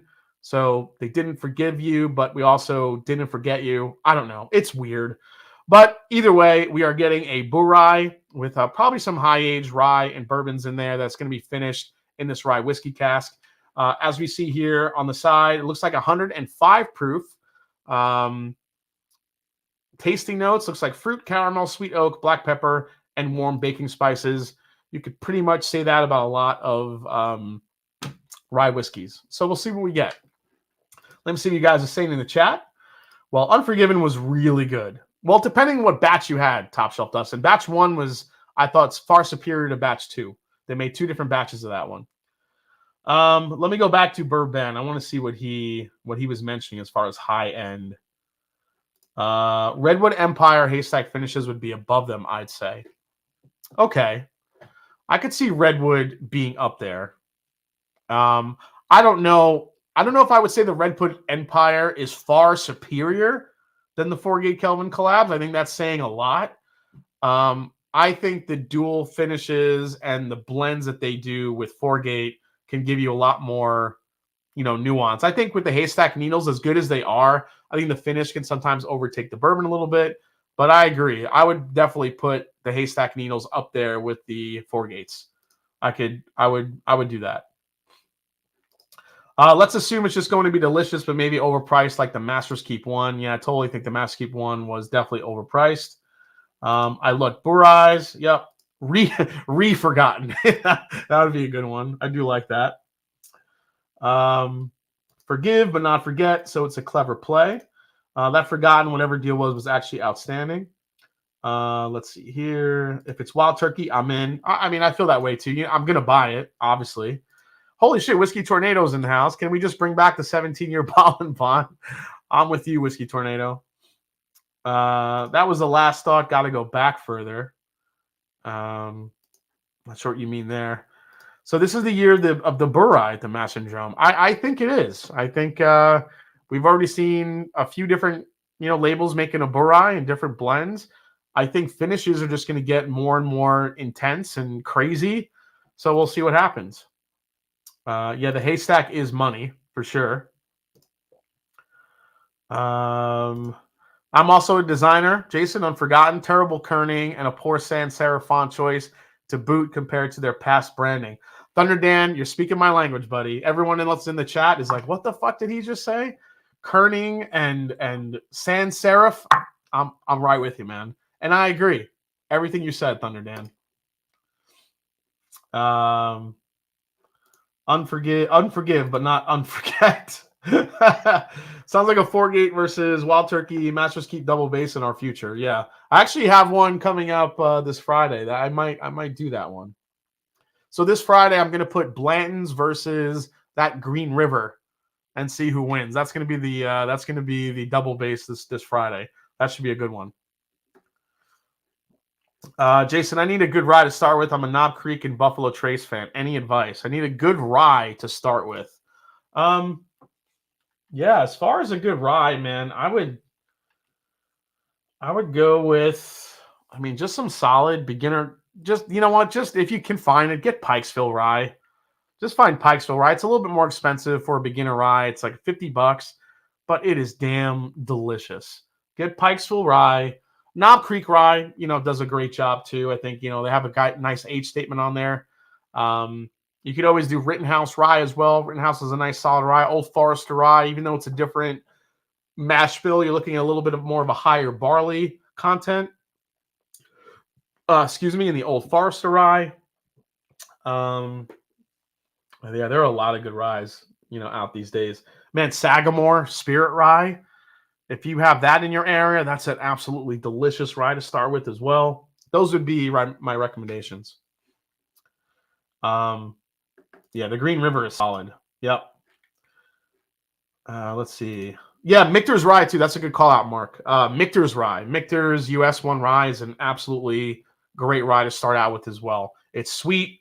It's easy to drink. It's a lower proof. If you could find the Michter's rye in your area, Wild Turkey 101 rye is a great one as well. Yeah, the Rittenhouse, Old Forester. There's a lot of great. And you definitely look at the chat. Everyone's throwing out some amazing suggestions right now. I love the Pursuit United rye. Absolutely, Ron. Hope you're doing good, Ron. Nice to see you, buddy. Wilderness Trail rye is amazing, too. Absolutely delicious rye. Dad's Hat is a good rye, but, man, that's a spicy rye. If you're a beginner, I don't know if you're ready for that intense Pennsylvania-style rye. All right, let's go back to a couple more labels before we get into the blind tasting. This one got everyone all crazy. Jack Daniels, the next special release. This looks like they're putting out an American single malt. Jack friggin' Daniels putting out an American single malt. Twice barreled American single malt. Holy shit. I'm all about this right now. Here's the neck tag. American single malt whiskey. Oloroso sherry cask finish. 108 proof. Let's look at the back label. This special release series highlights the Jack Daniel's Distillery's innovation, crafted from 100% malted barley, matured first in new American charred oak barrels, and then in the finest Oloroso sherry casks. We extend this one-of-a-kind craftsmanship to you. Anyone see an American single malt coming out of Jack Daniel's? Nope. I mean, unless I missed the Tennessee Tasters where they released a single malt, an American single malt. I don't know if I saw that one, but what the hell? That sounds incredible. Now remember, Jack Daniel's is owned by Brown Forman. Brown Forman, who also owns Old Forester, but Brown Forman also owns Glendronach, which is a very, very big Scotch whiskey producer. They have access to, I'm sure, tons of sherry casks, and I guarantee that's got to be what they're finishing it in. So, I mean, I'm curious to know if it does the single malt go through the Lincoln County process. I would think it doesn't, because then I don't know if would you have to call it a Tennessee single malt? I don't know how that works, but I'm gonna do my darndest to get hopefully Chris Fletcher or Lexi Phillips back on the channel to talk about that release when it comes out, because I am super stoked about that one. Let's see what you guys are saying in the chat. So excited to try this. I think this one will be a miss from Jack Daniels, says Scott Pigsley. Okay. I hope they aren't jacking us around. It's the laughing dog again. JD really bring everything to the table the last few years. This got my attention because I love some Glendronach. Absolutely. Need to try that JD single malt blind against the 901. Oh, yeah, Josh Pence for sure. We found Tennessee Tasters. So, Elsa, are you saying was there a single malt Tennessee Tasters? But do they need to put the link account? Yeah, that's what I'm asking. I don't think so. I don't think they would do that. JD makes or made Lynchburg lemonade, so anything is possible. I've got that new JD in my sights. Yep. Curveball. The JD single malt will use Isla casks. Oh, shit. JD Oloroso finished single malt sounds really interesting, but good luck getting your hands on it. Yeah, Pinch-Hitter Whiskey Lounge. Everybody go subscribe to Pinch-Hitter Whiskey Lounge. That's a good point. I just don't know. But I feel like being a single malt, it might not be as desirable as the Hazmat Coy Hill or even the Cask Strength Rye. American single malts are still kind of in a weird place. Not everybody embraces it quite yet. More bourbon drinkers tend to shy away from it. Maybe people will leave that bottle alone a little bit. I don't think it's going to be as desirable as some of the other bottles that we've seen the last couple of years from Jack Daniels, especially coming from a special release standpoint. I could be wrong. People might just see that special design bottle and they're just buying it no matter what. But I think Jack Daniels, having the name Jack Daniels on it, definitely helps the sale of it for sure. Let's see here. Ron Miles says, should mean 100% malted barley, but right now the rules are vague. Guys like Daniel Rex from Whiskey Vault trying to make the standards for America. Yeah, so American single malt, this has been the prediction for the last couple of years that there will be a standardized United States regulation for American single malt. Brands like Westland, Daniel Rex, and some other, popular Balcones out of Texas are trying to create an actual U.S. registered category for American single malt. So just like bourbon, but how to make it, what does it need to contain? What are the standard rules into making it for the United States, making it an official spirit of the United States. And I'm totally on board with it. I do know that there's some hiccups because they want to give everyone, these standardized rules of making American single malt, but not at the expense of creativity. So you don't want to be able to, hinder creativity when it comes to making American single malt. So that means using different types of barley, using different types of casks. You don't want to be able to, halt creativity in making American single malt a more desirable product for the United States. So we'll see where it goes. YW just says, I like old number 7. There you go. Yeah, Stranahan's, I think, is in that mix as well. So American single malt and American single pot still are hugely underrated. I agree, Stacy. I mean, this bottle right here. So we picked this for the Master Journey Whiskey Club, which is a Westland American single malt. This is Cask 901. This is an 8-year-old American single malt, which are very, very rare. They're not usually that old, from an American single malt standpoint. 123.14 proof, uses 5 different barleys. It's all barley, chocolate, different caramel barley, all different types of barley. And there's 5 different types. This is like drinking a chocolate-covered pineapple. It is chocolatey. It's tropical. It's got some spice to it. It's absolutely delicious. And I just think that, everyone is so focused on bourbon still that they miss out on some great products like this. This is an absolutely delicious pick that we have. And it goes to show you, this is our only Mash and Journey pick that is still not sold out. We still have some of these sitting on at Keg and Bottle with our partner that is still available. We called it the cream of the crop with the screw top. We got Randy Savage on there. The cream of the crop with the screw top, because this is a screw top bottle. There's no cork on this one. So just it's a delicious American single malt, but people sleep on them because it's not bourbon. So it'll be interesting to see the reaction to the Jack Daniels one when it comes out. So, Westland is expensive, and I think that's part of the problem too. But they're doing everything themselves. It definitely adds into the to the price on that one. All right, let's go to the last couple labels here.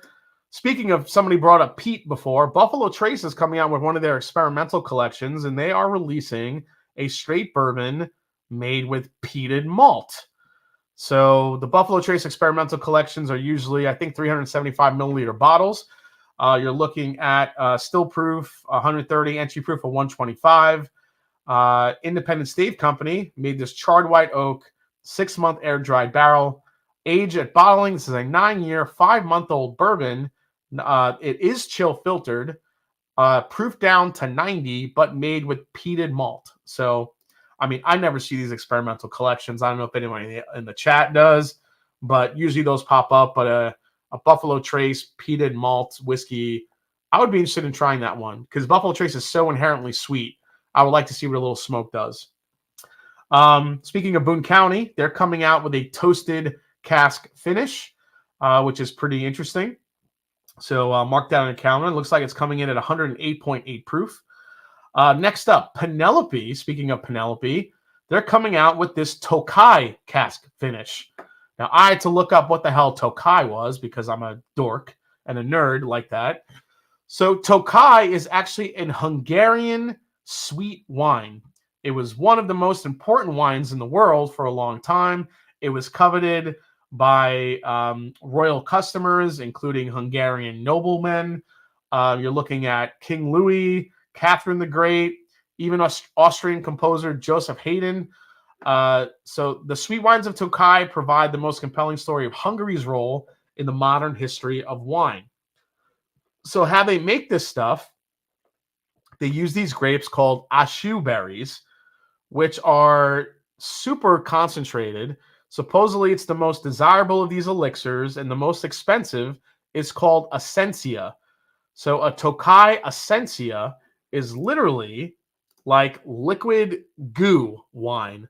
It's so concentrated and so thick and rich, you could literally drink it by tablespoon. That's how thick and rich this Tokai wine is and these grapes that they use. So Penelope has gotten their hands on some of these barrels, and it looks like they're coming out with a release where they're going to be finishing some of their whiskey in this Tokai barrel. I can't say I've seen this finish yet with any other brand. I don't know if anybody in the chat has, but should be an interesting release. And last but not least, as if I didn't need to spend another freaking $250 on a barrel release, Barrel Craft Spirits is releasing a Dovetail. So similar to what they did with the Seagrass, where they're using that 16-year Canadian whiskey, and they're finishing it in rum, port, and those Dunn Vineyards Cabernet barrels. So just some cool stuff to look out for in the near future. Yeah, basically, well, not all of it is syrupy. The Essentia variation of Tokai is like that super syrupy sweet, but others aren't that syrupy. The Essentia, I think, is like the super high end when it comes out that syrupy. I'm not sure. I would have to ask Mike Palladini over at Penelope what he is finishing his in. If it's just a regular barrel or if they actually got their hands on some of the Essenzias. So we'll see what happens with that. But I'm really eager to try that one. Yeah, I think it'll be super, super sweet. Yo, dog, we heard you like viscous exhibit. I believe it was Tokai Finished Starlight that Minik had, said it was all blackberry nose and taste. Yeah. Oh, that's right. He did have a Tokai Finished Starlight. That's right. Oh my God, bro. Give me 16-year Armida too. Says pass. I love the Seagrass. Did I mess up not picking up a Dovetail last week? Yeah, you did, Adam. The Dovetail's ridiculously good. Kenneth, Tokai was explored in Glamorangia Tale of Cake, which I thought was meh. Oh, I have the Tale of Cake. Was that in Tokai barrels? I thought that was Marsala. That wasn't Marsala or Madeira Tale of Cake? I have to look that up again. Damn, that Dovetail was good as originally released. Take my money. Exactly, Birdies and Bourbon. I'm right there with you. All right. One last sip of this. It's blind tasting time.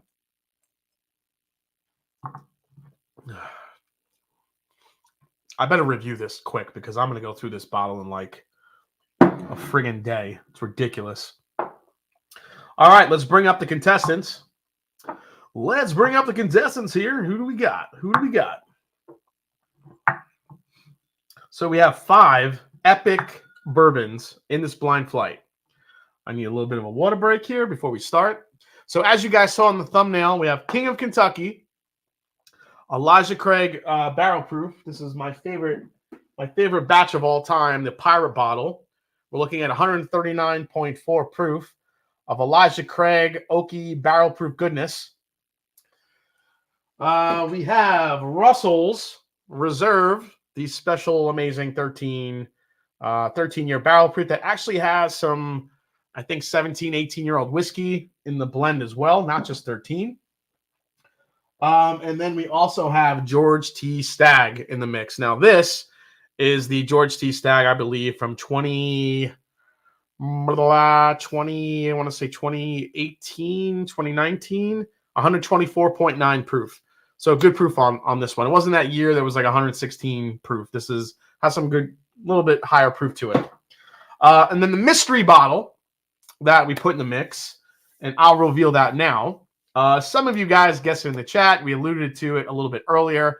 Darrell Stewart in the chat, if he's watching, he was kind enough, because he is an amazing human being, he was kind enough to send me a sample of Michter's 20 year. So Michter's 20 year, I've never had it. 2019, 114.2 proof. So Michter's 20 is a cast strength offering, 20 years old from Michter's. What does it retail for? $600, $700, $800? That's retail. Secondary, you see those bottles for quite a lot more. That's all I could say. Oh shit, we have a bot in the house. Attack the bot. Thank you so much. At least you saved the cheap stuff for last. Yeah, you know, just always, you drink the honey stuff, and now we're going to get into the other stuff here. So, all right, so it's the 2018. Thank you, Brian, for confirming. There's the winner. $750 retail. There you go. When are you releasing that Peerless Rye pick? That's coming out probably early next week, Jack. We finally got it already. Yeah, 5 to 6K on secondary for that damn thing. What of the bottles you've had in the flight, any favorite? So, based on what I've had, I mean, I did the Elijah Craig Barrel Proof and the King of Kentucky in a head-to-head double base matchup, and King of Kentucky narrowly beat out the Elijah Craig.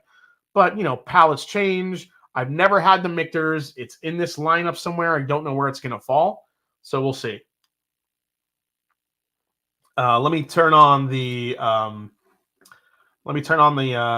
dram cam here, so you guys can check out the color of these. So let me bring this in here for the real thing. So if you look down the line here, we have really, really dark bourbons. I think there are a couple that are a little bit lighter than others. So we'll see how that shakes out. Now, I did not pour these. My girlfriend poured these for me. She wrote the key. I gave her the bottles, and I gave her the sample of Michter's 20, and here they are. So to them, here we go. That one's a little bit light. And then kind of going down the line here, all these are pretty damn dark. So as you can see, I wore my Michter shirt just for the occasion. So we will see how this does, because like I said, I've not ever had Michter's 20 year. So let's go into the first one. Is there any honey cask finished whiskeys that are findable?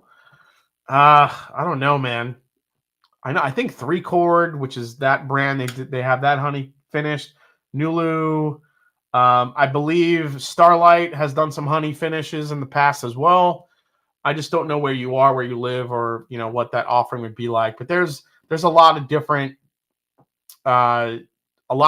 producers now starting to do more. There's a small producer called Redline. They're doing some honey finishes as well. So you just kind of have to look around for those, but for sure. Jason's been working out so we can start this dram cam and not get shamed by it. If that was the one reason for me working out so hard lately, yeah, it'd be the dram cam. You caught me, Whiskey Mountains.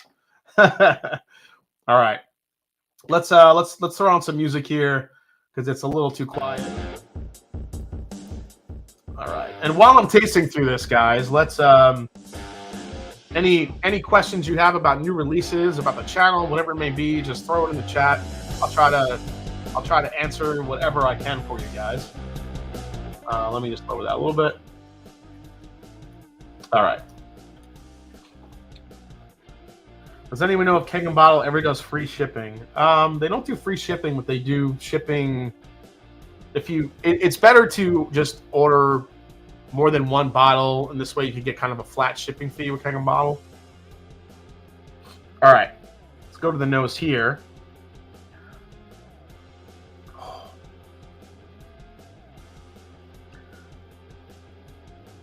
All of these are just going to have such a rich, sweet oakiness to it.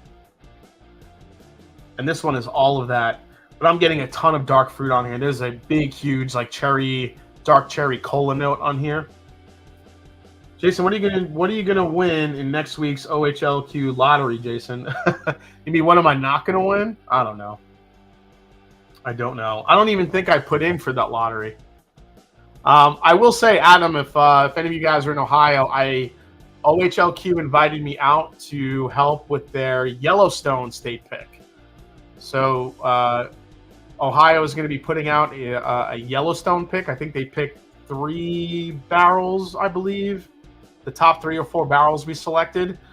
So they had me come in and help select some Yellowstone barrels. The barrel that was my favorite was kind of a unanimous choice for the most part. But yeah, so yeah, OHLQ doing a nice job with the picks, trying to get some different people in, some different palettes. It's been fun working with them, honestly. I mean, yeah, you can complain about OHLQ all you want, but they're trying to bring some better and more, better picks and people getting involved in the picks from what I've seen. You'll see a video soon for the Russell's Reserve picks that I helped do for Father's Day and how that worked. So we'll see how it goes. Sandeep Chima says, where can I buy 901? It's on Keg and Bottle, actually. Speaking of Keg and Bottle, Sandeep.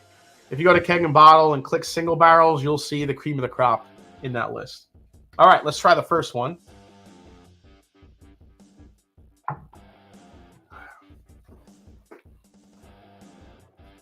Ooh. Oh, and there's all the cherry. All the cherry. Super rich, sweet oak. God, that's so much cherry. Maybe it's because I'm coming off that honey cask finish, too. I'm getting a lot of cherry on that, which makes me think Buffalo Trace George T. Stagg. But we'll see how that goes. Oh, my God, that's ridiculously good.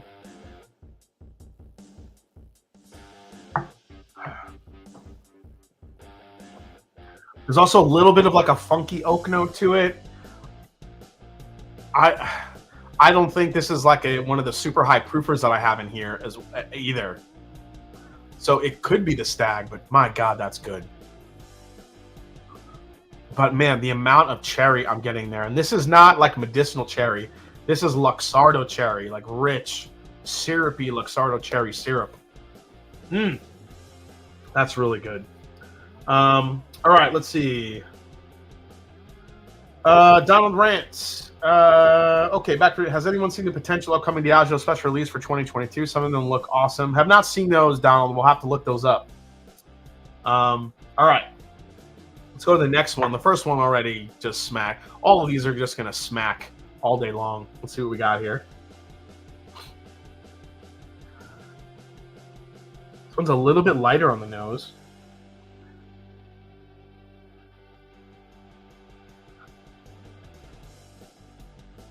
Everyone's saying that could be the Russells. Okay. Man, I'm not getting a lot on the nose here. It's going as my schnozzle all gummed up.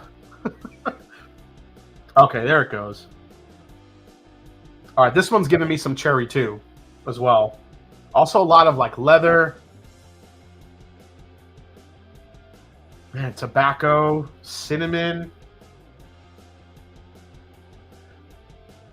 Ooh.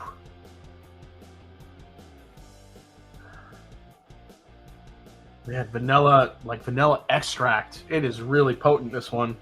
Man, I don't know which nose I like better. Oh Oh man, the nose on the first one was ridiculous. All right, let's try B here.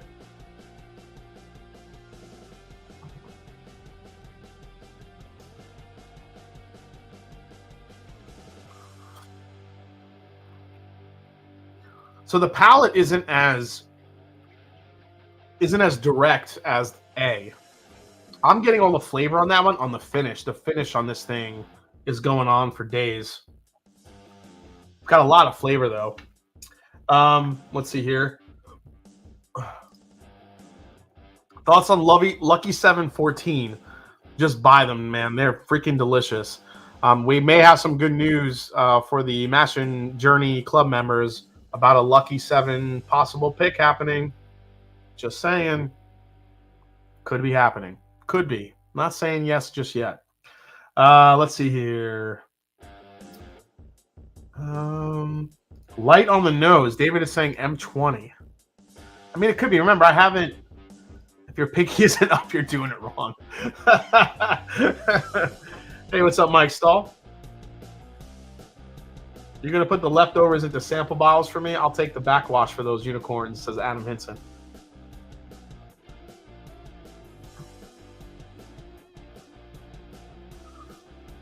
That second sip was a lot better. Chocolate. A lot of chocolate. Spice. Getting, again, that like, it's like a cherry grape.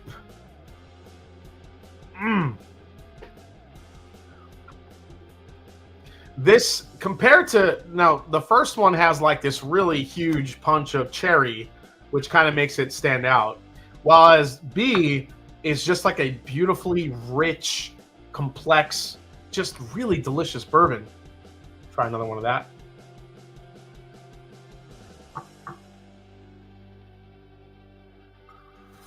Oh, that's so good. Man, the first two are incredible. Just basically, do I like cherry more than I don't like cherry? That's really what it is. You're a Huckleberry. You're very right. If there's any backwash on this flight, it's wrong. No backwash with these unicorns, baby. Justin Kim saying that's the DTS. GTS. Big Vic says, Jason, 95% pick on Lucky 7. Maybe 95. We'll see.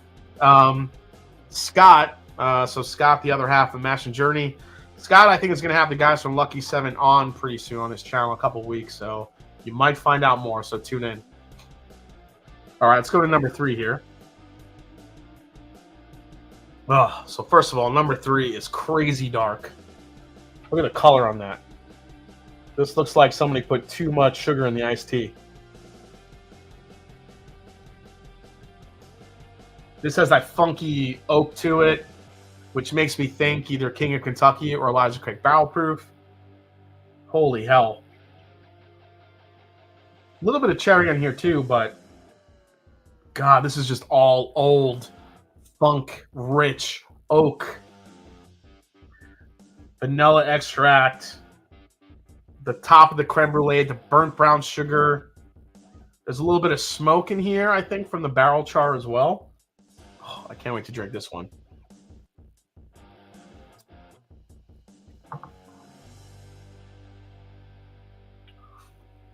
Oh, okay. Man, coming off number 2, that's not what I expected. So let me run through a little bit here because I've gotten some questions with the Darrell saying GTS, M20, and ECBP so far. Okay. So picking barrels for OHLQ for Ohio. You know, everyone always asks, "Oh, is it? You know, do they really do a good job of picking barrels?" The thing is that you're picking barrels for an entire state. So what you're looking for is not so much the good barrels, but you're looking for the bad ones, because all the ones that you're going through, you're looking for ones that you want to turn down. So completely, we had to pick 15 barrels for the state of Ohio. So 15 barrels of wild turkey.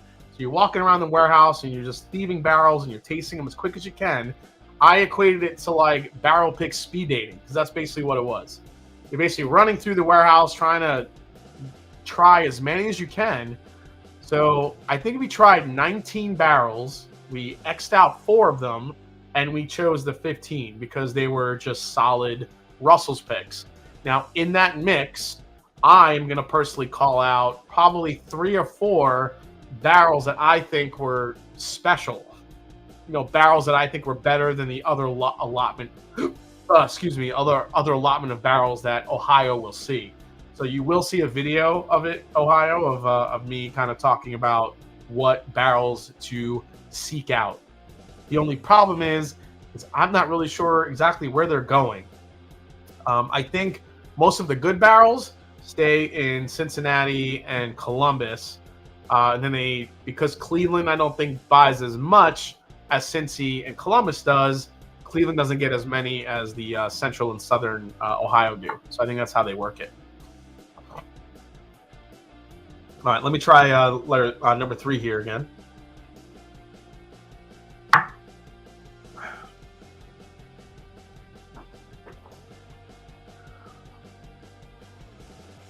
Oh, this one's really good.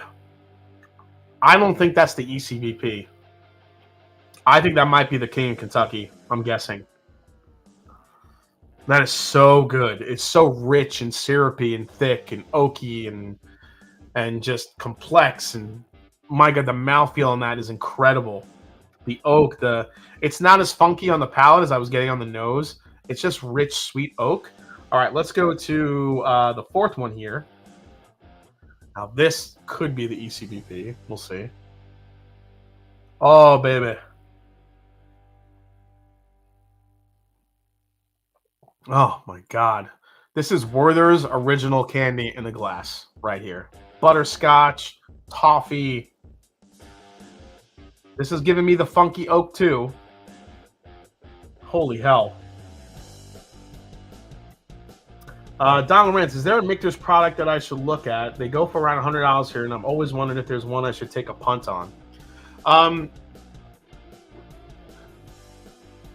So, Donald, as far as Michter's products, I don't know what the breadth of offerings you get in Canada, but Michter's Toasted Barrel Proof Rye, I think, is always good. Some people like it, some people don't like it. I think it's a solid offering. The Barrel Proof Rye, I think, is amazing. Probably still one of my favorite ryes of all time. And then also the Michter's 10-year rye. The Michter's 10-year single barrel rye, I think, are far superior to the 10-year single barrel bourbons. The 10-year single barrel bourbons, I think, at $160, $170 are way overpriced for what you get in that bottle. I think you get more nuance, you get more flavor, more depth of flavor in the 10-year rye than you do the 10-year bourbon, honestly.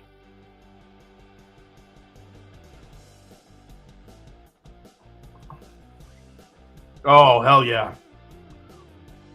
Oh my God. This is gonna be so hard to pick a winner in this. They're all delicious. Yeah, the Blue Label, actually, which is the Michter's American whiskey, is like drinking pure vanilla ice cream. I mean, who doesn't like that? That's a delicious offering, too.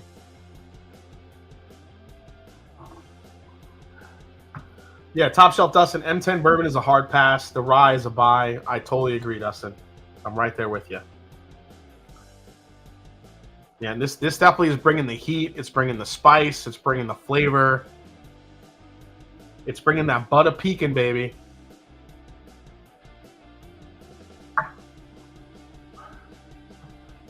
Shit, that's good.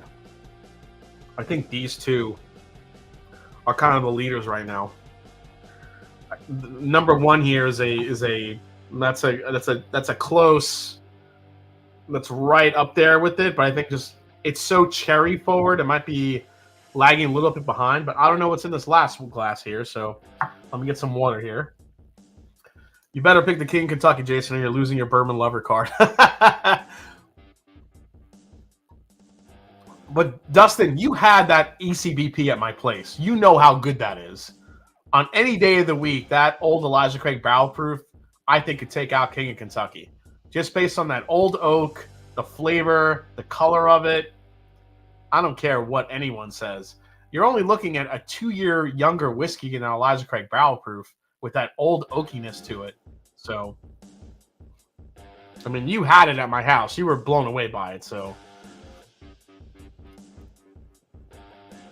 Michter's Barrel Proof Bourbon. Thoughts? And yeah, so the Michter's Barrel Proof Bourbon, I'm not sure if it's a Kentucky-only release, but that thing is like a unicorn, man.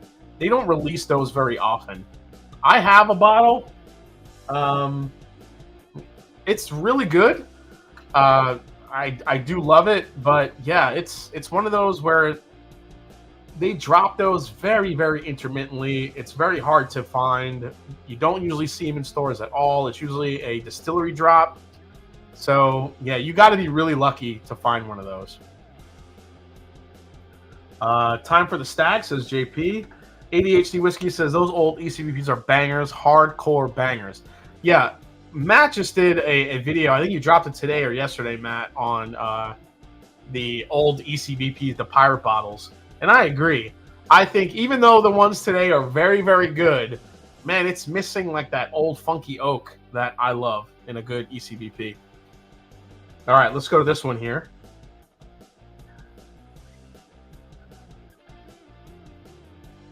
All right, this one's a little bit lighter on the nose. This is heavy, heavy cinnamon. A little bit of cherry on this one, too. Getting a lot of cherry tonight on these.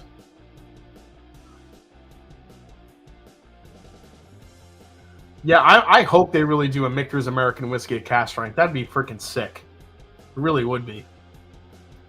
So next week, I do want to tell everyone that I am, if there are any channels watching right now, anybody with a YouTube channel. So what was it, like a month ago, maybe a little bit more than that? David and Kira from whiskeychannel.com went on vacation. They asked me to sub in for them on Monday night, and I made the bourbon game. So the bourbon game was kind of like a 70s, 80s inspired bourbon game where I had some channels come on and be part of the contest. Next week, I would like to bring that back for a second episode. So episode 2 of the bourbon game. So if there's any channels watching that want to be a part of the bourbon game next week, email me at themashanddrum@gmail.com, and we'll get you on as a contestant. The winner of the bourbon game usually will win a Mash and Journey pick and life-changing prizes. That's all I'm going to say. So any of you guys watching, if you want to be part of the bourbon game next week, I'm always looking for channels. So the first episode we had the Bourbon Wrench, we had Trev, we had the Bourbon Van, we had Scott on as well, we had Marty from Whiskey Knows, we had Shayla, who freaking killed it from Whiskey Central. So anybody watching who wants to be in the bourbon game next week, email me at themashanddrum@gmail.com, and let's get it done. It's going to be a good time. I have a lot of ideas for next week. Any channel, man. Let me see here.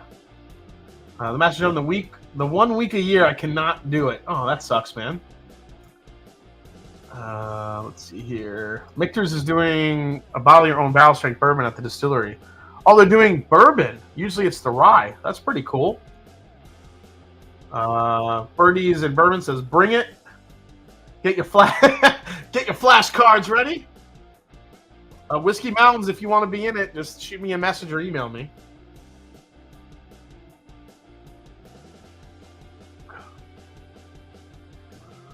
Oh, yeah. Oh. The last one is like drinking pure vanilla extract.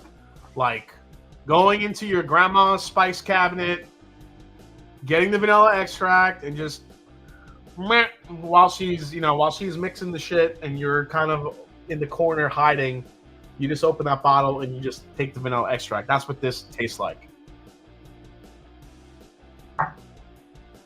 Oh, holy hell.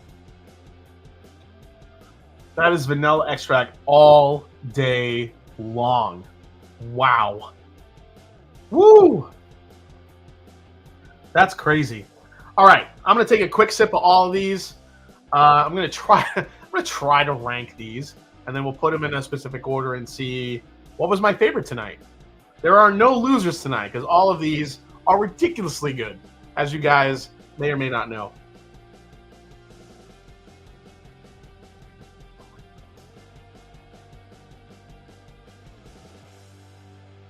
This was number one was a cherry bomb.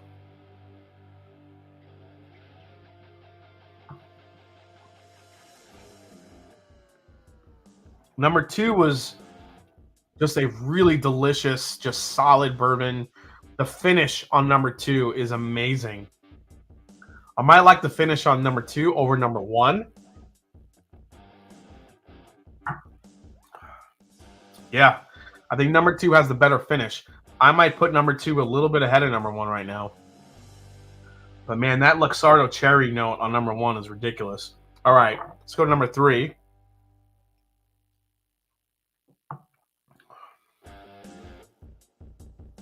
Number three is so good.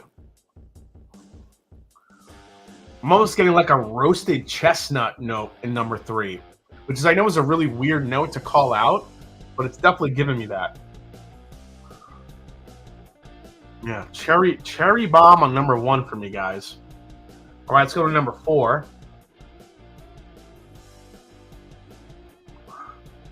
Oh my God, number four.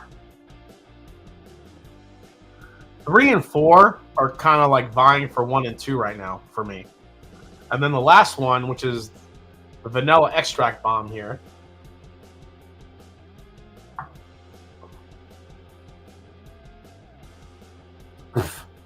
That's crazy good. All right. I think I have these 3 worked out. It's really between 3 and 4 where I need to figure out where I'm going here.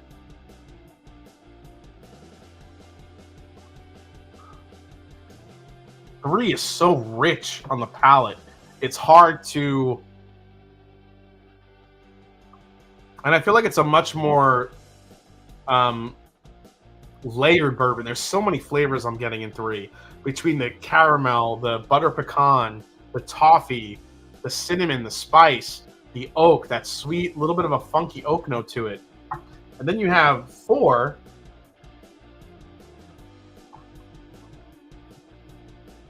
which is right there with it, but just slightly behind. All right, so I'm putting number 3 as number 1, which is a bold statement in this flight. Number 3 is going right behind it. Now we need to figure out 1, 2, and 5. Steve Aronson saying 4 is the M20. We're about to ECBP for the world. 5th Russell Reserve against me. Okay, we'll see what happens here. Oh my God, so good. I mean, 1 and 2 here could be interchangeable. So I'm wondering if these 2 might be the King Kentucky and the ECBP. I'm gonna bet hard that this is the ECBP. 1, I'm not sure which one this is. I mean, that should be the King Kentucky, but we'll see what happens.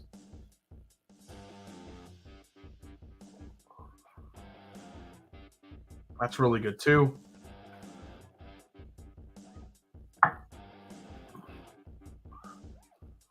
This is really good. A little bit more of a bite. This one's kind of in the lead here a little bit.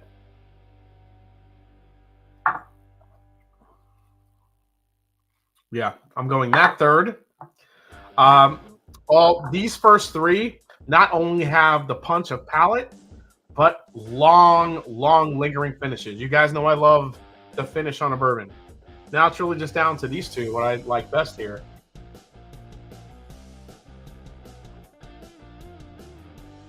This is that really good cherry bomb. And then this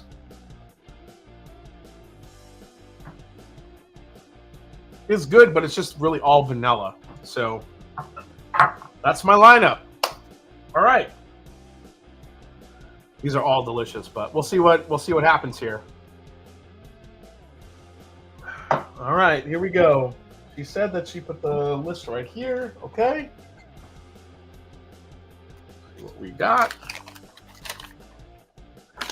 All right, I have the list here. Let's see what got last place for me in this blind tasting. So last place for me in this blind tasting was George T. Stagg. So George T. Stagg got last place for me in this tasting. Holy fuck. It surprises me, but it doesn't surprise me. Because choose wisely, my friend. Because I don't know. There was just I don't know. And this could have all been maybe because of the order it was in. That George T. Stagg drank very, very light compared to the rest of them. That's all I'm saying. All right, let's go to number 4. Number 4 is the Michter's 20. So this was the cherry bomb, right? This was the cherry bomb. Wow. That's really good, but it didn't. Yeah, remember, this Stagg is only 120 something proof. So when you compare it to the other proofs of some of these, that was a tough draw. But the Michter's actually I like over the over the Stagg. So this is the Michter's 20. That is let me see, where's the sample bottle here? Michter's 20 year, 2019, 114.2 proof. So actually a lower proof than the George T. Stagg. Now, mind you, my George T. Stagg is pretty low in the bottle. So oxidation, some stuff could have come into play here where it just made it, you know, a little bit less punch to the flavor of the whiskey, which could happen. But the Michter's 20 for me, I've never tried it before, and I'm actually kind of overtaken it. So now we're down to the Elijah Craig Barrel Proof, the Russell's 13, and the Elijah Craig, and the Elijah Craig Barrel Proof. So, and King Kentucky. Let's go to number 3 here. Number 3 was the Russell's 13. I had a feeling that was the Russell's just based on the finish. It didn't have a super punch of flavor up front, but it was the finish. So what did I say? I said that the first 2 had to either be King of Kentucky or Elijah Craig Barrel Proof. I think number 2 is Elijah Craig Barrel Proof. It's just too damn... Oh, shit! Redbird 101's in the house. What's going on? We were just talking about you earlier, man. So glad you're here. Thanks for David Jennings. Quit making excuses for George T. Stagg. Blue Run, yes, will not win this for sure. So David Jennings from Redbird 101 in the house. So, David, if you're just tuning in, did a blind flight.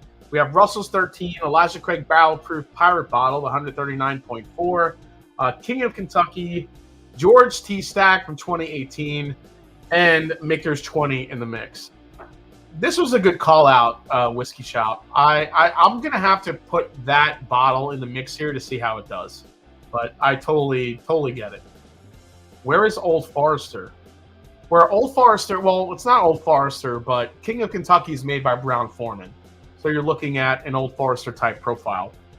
So these 2, which I said, these got to be King of Kentucky, Elijah Craig Barrel Proof. And that makes me happy because I really do feel like those were the top 2 bourbons that I absolutely loved. I called out number 2, had to be Elijah Craig Barrel Proof. Am I wrong? Or is it King of Kentucky? Let's see.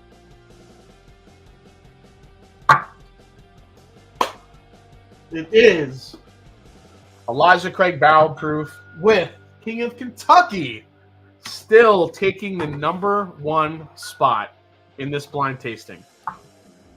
King of Kentucky, guys, just has all the things. It's just too fucking good. It's too fucking good. I can't... But it was kind of a surprise that actually Russell's 13 overtook Michter's 20 year. Now, look, you may complain that Russell's Reserve is going for, what, $700-800 on secondary. Michter's 20 year is going for $6,000? 5,000? When you look at it in that perspective, this is a fucking steal. I'm not saying it's right, But I'm just saying that it's a steal compared to what Michter's 20 is going towards.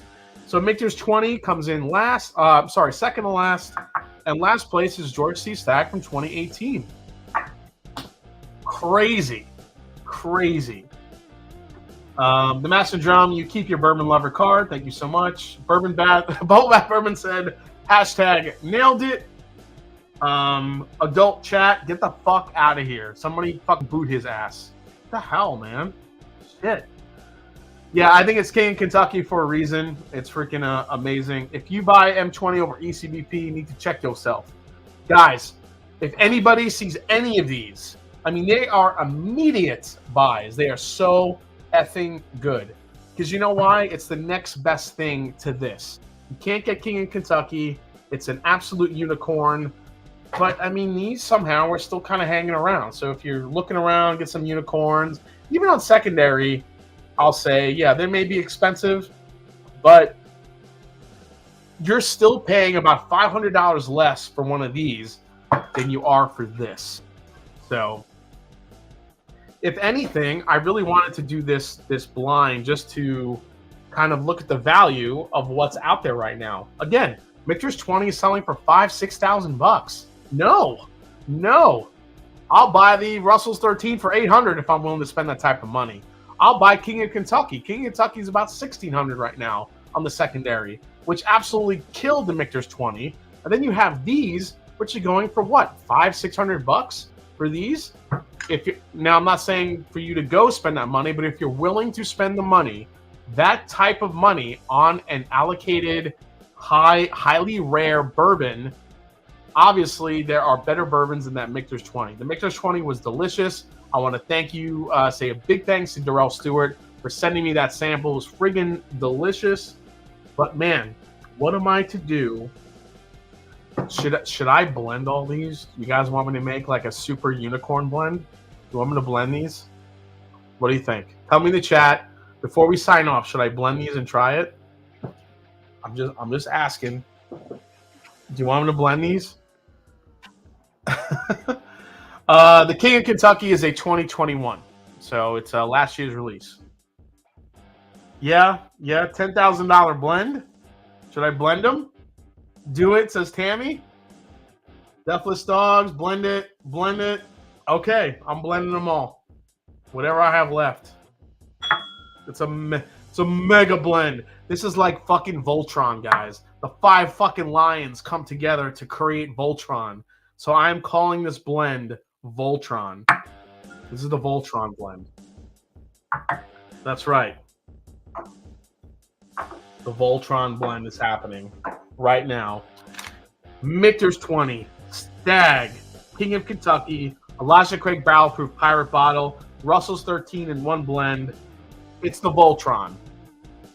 The Voltron. Hashtag Voltron. Everybody in the comments, before you leave tonight, hit the like button. Down in the comments, just write hashtag Voltron. That's all I need you to do. Here we go. Let's mix it up. Let's mix her up. It'll probably taste like hot garbage, says Rambler 101. I don't know why, but I tend to agree with him. It's probably not going to taste good, but we'll see. Cheers, guys.